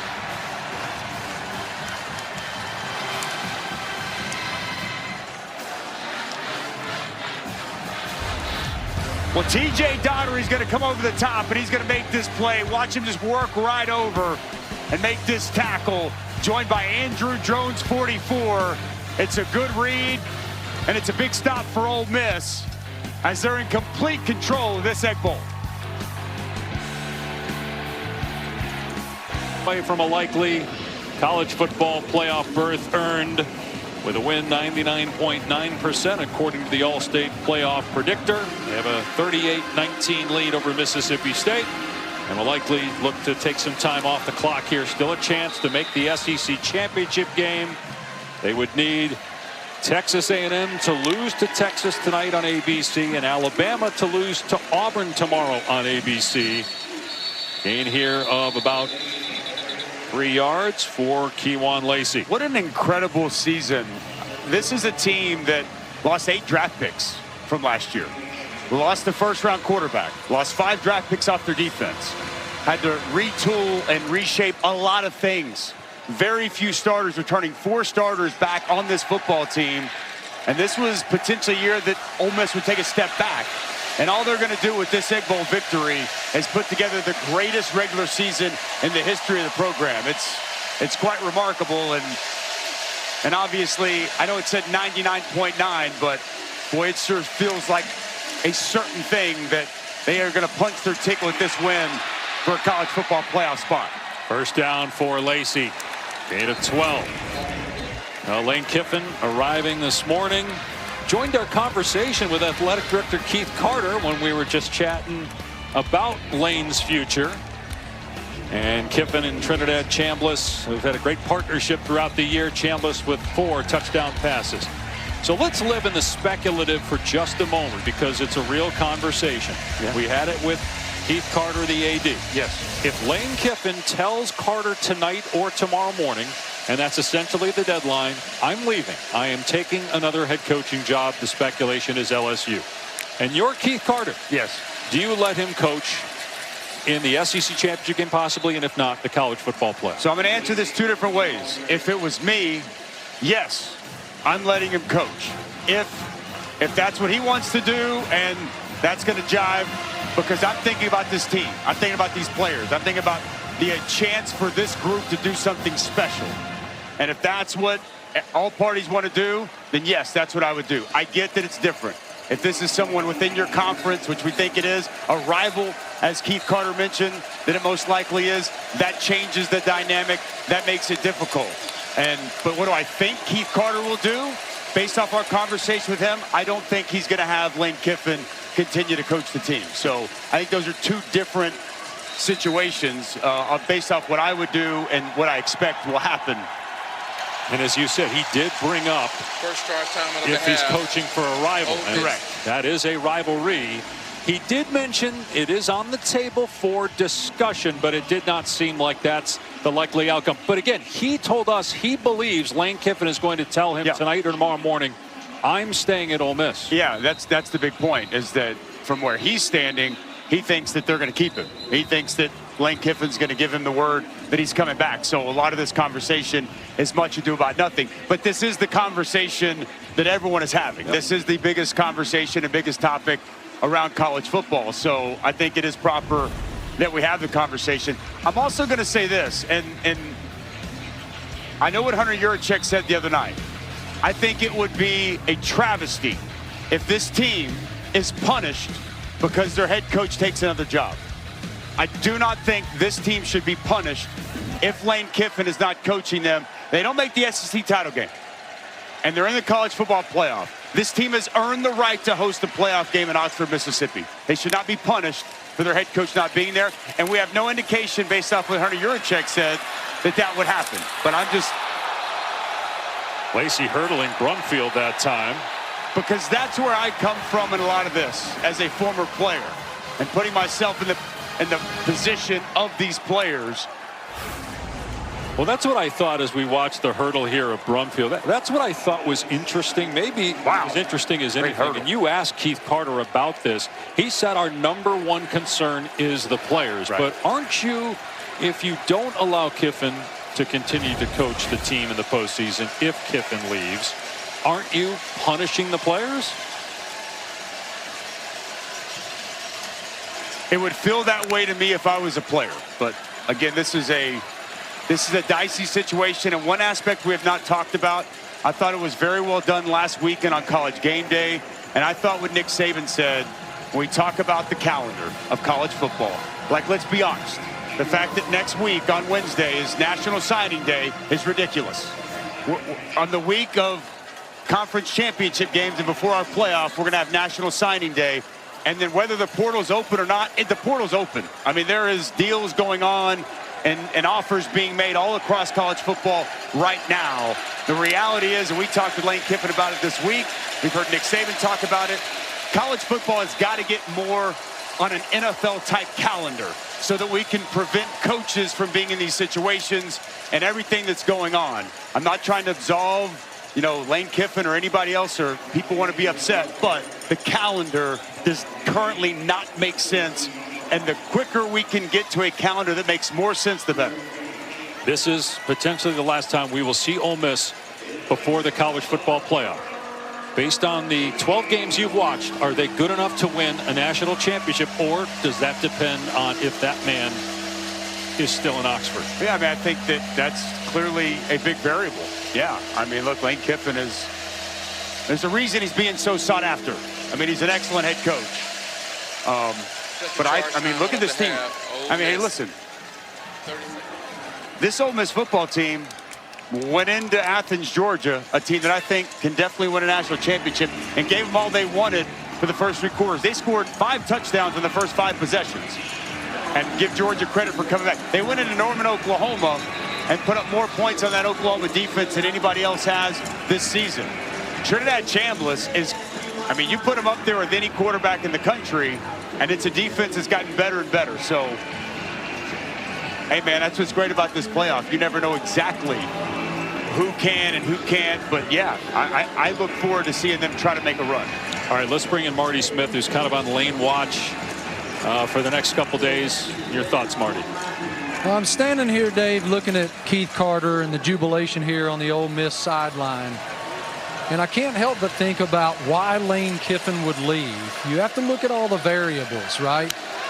He's told me that Oxford, that Ole Miss will match any monetary offer. It looks like we might have a touchdown here, boys. So there's a flag down in the area of holding. Go ahead and continue your point. It's going to be holding at Ole Miss. Go ahead, Marty. So if Ole Miss is willing to match any monetary offer, all right, remove money. Does Lane Kiffin believe he can win a national championship somewhere else and that he cannot at Ole Miss? To me, that would be the only variable at this point that he would be weighing that would make him leave. Because let's go back to the fact that he's found himself in Oxford, Mississippi. Let's go back to the fact that he believes he's the best version of himself, and he learned who that person was throughout his journey in Oxford, Mississippi. Yes, LSU is a fantastic place, top 3 job in the country, but there is no monetary value for fulfillment and peace, in my estimation. Got another timeout here. Well, we'll find out. And you have to wonder again, we were told from Keith Carter there's been no ultimatum, but clearly it is a decision that is more by the administration than it is by Lane Kiffin in terms of the timing, being tonight or tomorrow morning. You wonder if that pushes Lane Kiffin in another direction. Also, the chance of bringing staff members. I mean, that's the thing here is it's one thing, it's ridiculous enough to think about the possibility of a head coach not being there to coach his team in the college football playoff. But you've got staff members, if he does leave, he's going to want to take with that may be on the same timeline as him, meaning he wants them to go to work now if he can't be here to coach the team. And again, then all I think about is the players. And I just think, again, this could all be much ado about nothing. We may find out Marty Smith may be with Lane tonight on Lane Watch, and we may find out tonight that he's staying right there in Oxford. But if what you just spelled out transpires, I just think about this team and these players and how unfortunate that would be for them. It would be nice. Hopefully next year we're not having these conversations because, to your point, Dusty, the calendar's been changed and we won't need to have these conversations at the end of the regular season as Alexander takes the jet sweep down to the 12-yard line. Mississippi State's going to call a timeout. Georgia Tech is up next.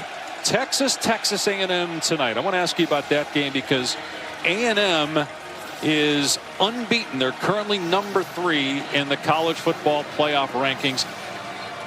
Arch Manning playing his best ball of the year right now, maybe. Texas have a chance in that one in Austin. Of course they have a chance in that game. It's going to be a fabulous game there tonight. Sean McDonough, Greg McElroy going to be on the call. And Arch Manning, it's fascinating. He's got 31 total touchdowns accounted for. He has really picked it up. Better accuracy, just doing a better job overall running that offense. But they don't have a great running game. And I look at that A&M offense. I think they're more complete. I look at their offensive line, their ability to run it. Marcel Reed, so dynamic as a runner. And Casey Concepcion, Mario Craver, I think they're going to really stress that Texas defense. And maybe the key for this in me is Cassius Howell in that third down pass rush, one of the best in the country. I think they may give Arch Manning and that offensive line some fits on crucial situations, but that's going to be a fabulous game, and so grateful that rivalry is back being played every year now. 4th down and 5, and just think they were down 30-3 at halftime just a couple weeks ago against South Carolina, at the biggest comeback in school history to stay undefeated. They win and Alabama wins tomorrow in the Iron Bowl on ABC, and those two teams will be in the SEC championship game, and the Ole Miss fans start to celebrate. Chambliss was getting them fired up, telling them to stand up here on the road in Starkville. And coming up next on ABC, can Haynes King and Georgia Tech bounce back? Lost 2 of their last 3 games. They faced Georgia in a game that went to 8 overtimes last year. I'm intrigued to see how he bounces back. He struggled last week with a chance to clinch an ACC championship game spot. Now he's got a chance to finish with a 10-win regular season and beat that in-state rival Georgia. Look at that potential first-round game right now, according to the bracket in Norman between Notre Dame and Oklahoma. Oklahoma plays LSU on ABC tomorrow at 3:30. A chance for your Sooners to clinch a spot in the college football playoff. Big one against LSU tomorrow. That's 3:30 on ABC. What a year for Brent Venables. That defense has been nothing short of outstanding all season. Chambliss on 4th and 5, rolling out here. And throwing incomplete. A turnover on downs with 2:50 to go. One other game tomorrow that is of great significance, and College Game Day will be there in Ann Arbor, is if Michigan can continue to do what they've done since Ryan Day took over Ohio State. But look, Ryan Day got the last laugh. They won the national championship. But if Michigan beats Ohio State, that could shake things up for the committee. Going for a 5th straight season. I don't think they will. I like Ohio State in the game. That defense against Bryce Underwood, a freshman quarterback, I think will be too much. But if that's not the case and Michigan wins, there's a scenario where Michigan can find its way to the Big Ten championship game, and at the very least in the conversation for one of those at-large playoff spots. Just what a weekend of college football, man. This is incredible. Taylor's pass is caught by Thompson. First down. You don't strike me as a leftovers kind of guy. To me, Pash is only eating something fresh, but there's plenty of college football fans that like leftovers and Thanksgiving leftovers, sitting back, just stuffing your face, eating that, watching college football weekend. What's better than that, Dave Pash? Taylor throwing it out of bounds. Incomplete. Do you eat leftovers? I do, but I'm on the road right now, so just I'm eating whatever's open tonight. You've never taken food to go when we go eat dinner together. Well, that's because you're eating it all. There aren't any leftovers. That's a fair point. Well, for Jeff Lebby, how do you view this season? It was certainly better than last year. 3 more wins than a year ago. It got off to such a great start. 4-0. They get that top 15 victory over Arizona State, and man, just you're feeling really good. And they were so close in so many games, right? You think about the Tennessee game, you think about the Florida game, you think about the Texas game. Unfortunately, all result in losses. They did break through, get that first SEC victory. There was a big step in the right direction this year, and I fully expect they can get that defense right, get Kamario Taylor back, and see his evolution, his progression. I think there's reason to believe there will be an even bigger step in year number 3 next season. Taylor taking off again.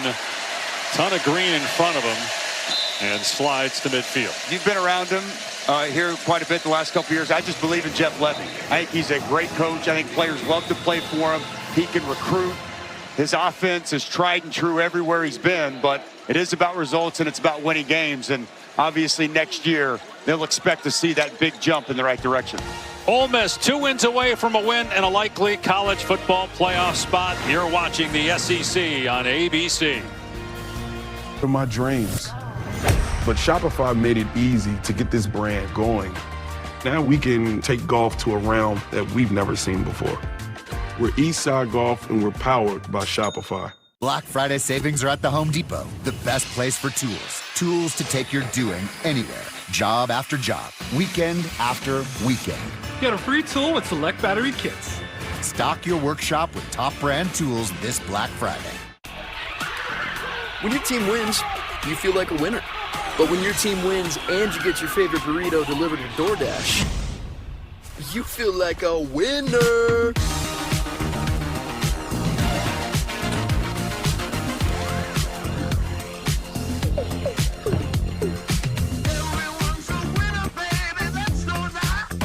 Whoa, maybe that's too much winning energy. DoorDash, your door to that winning energy. You're watching Fairfield by Marriott Rivalry Week. A great start to what should be an amazing weekend of college football. One of the best Black Friday triple headers in history. Georgia Tech on ABC up next. Texas A&M tonight on ABC. And a full slate of Saturday games as well. There's a penalty on the Ole Miss sideline, and so that's why Mississippi State is at the 35, but a sack. Monmielen taking down Taylor. When Monmielen has really improved the latter half of the season, like this entire Ole Miss defense, but he's got great speed and explosiveness coming off the edge as he showcases on that sack. Sideline throw to Aiden Williams and a quick wrap up by Perkins inbounds, so the clock continues to move. So we'll find out with Ole Miss winning if it will play in its first ever SEC championship game. They will need Texas to beat Texas A&M and Auburn to knock off Alabama for that to happen. We will also find out, hopefully within the next 24 hours, the future of their head coach, Lane Kiffin, whether he is staying or going to coach elsewhere. And if he's going, will he be allowed to coach in the college football playoff? Alabama and Texas A&M have the easiest paths. If they win, they are in the SEC title game on ABC next Saturday, 4 Eastern.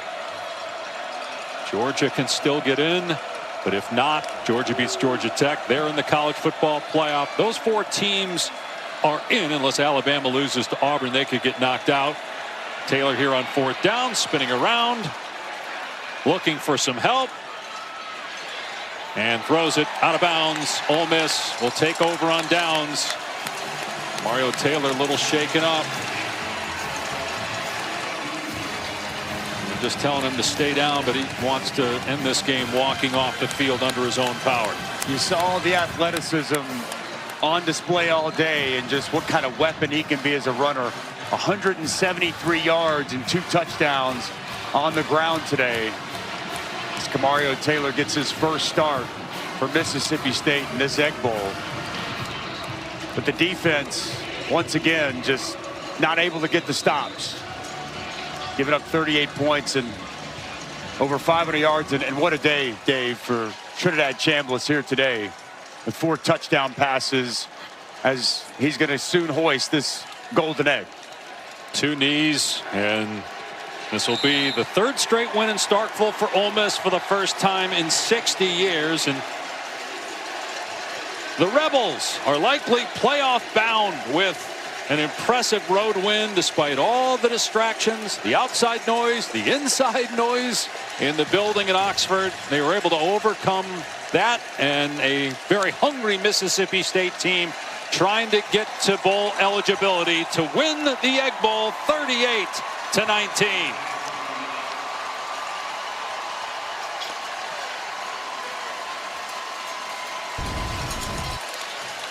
First 11-win regular season in the history of Ole Miss football. Their 2nd overall season in the last 3 years with 11 wins. Lane Kiffin exchanging pleasantries with his former assistant Jeff Lebby. Our Taylor McGregor getting in position to talk with Coach Kiffin. And Taylor, take it away. Thank you, Coach. Coming into this season, there was so much uncertainty with this group, how talented you guys could be. You just closed out the greatest regular season in Ole Miss history. You're all but guaranteed a spot to go to the college football playoff.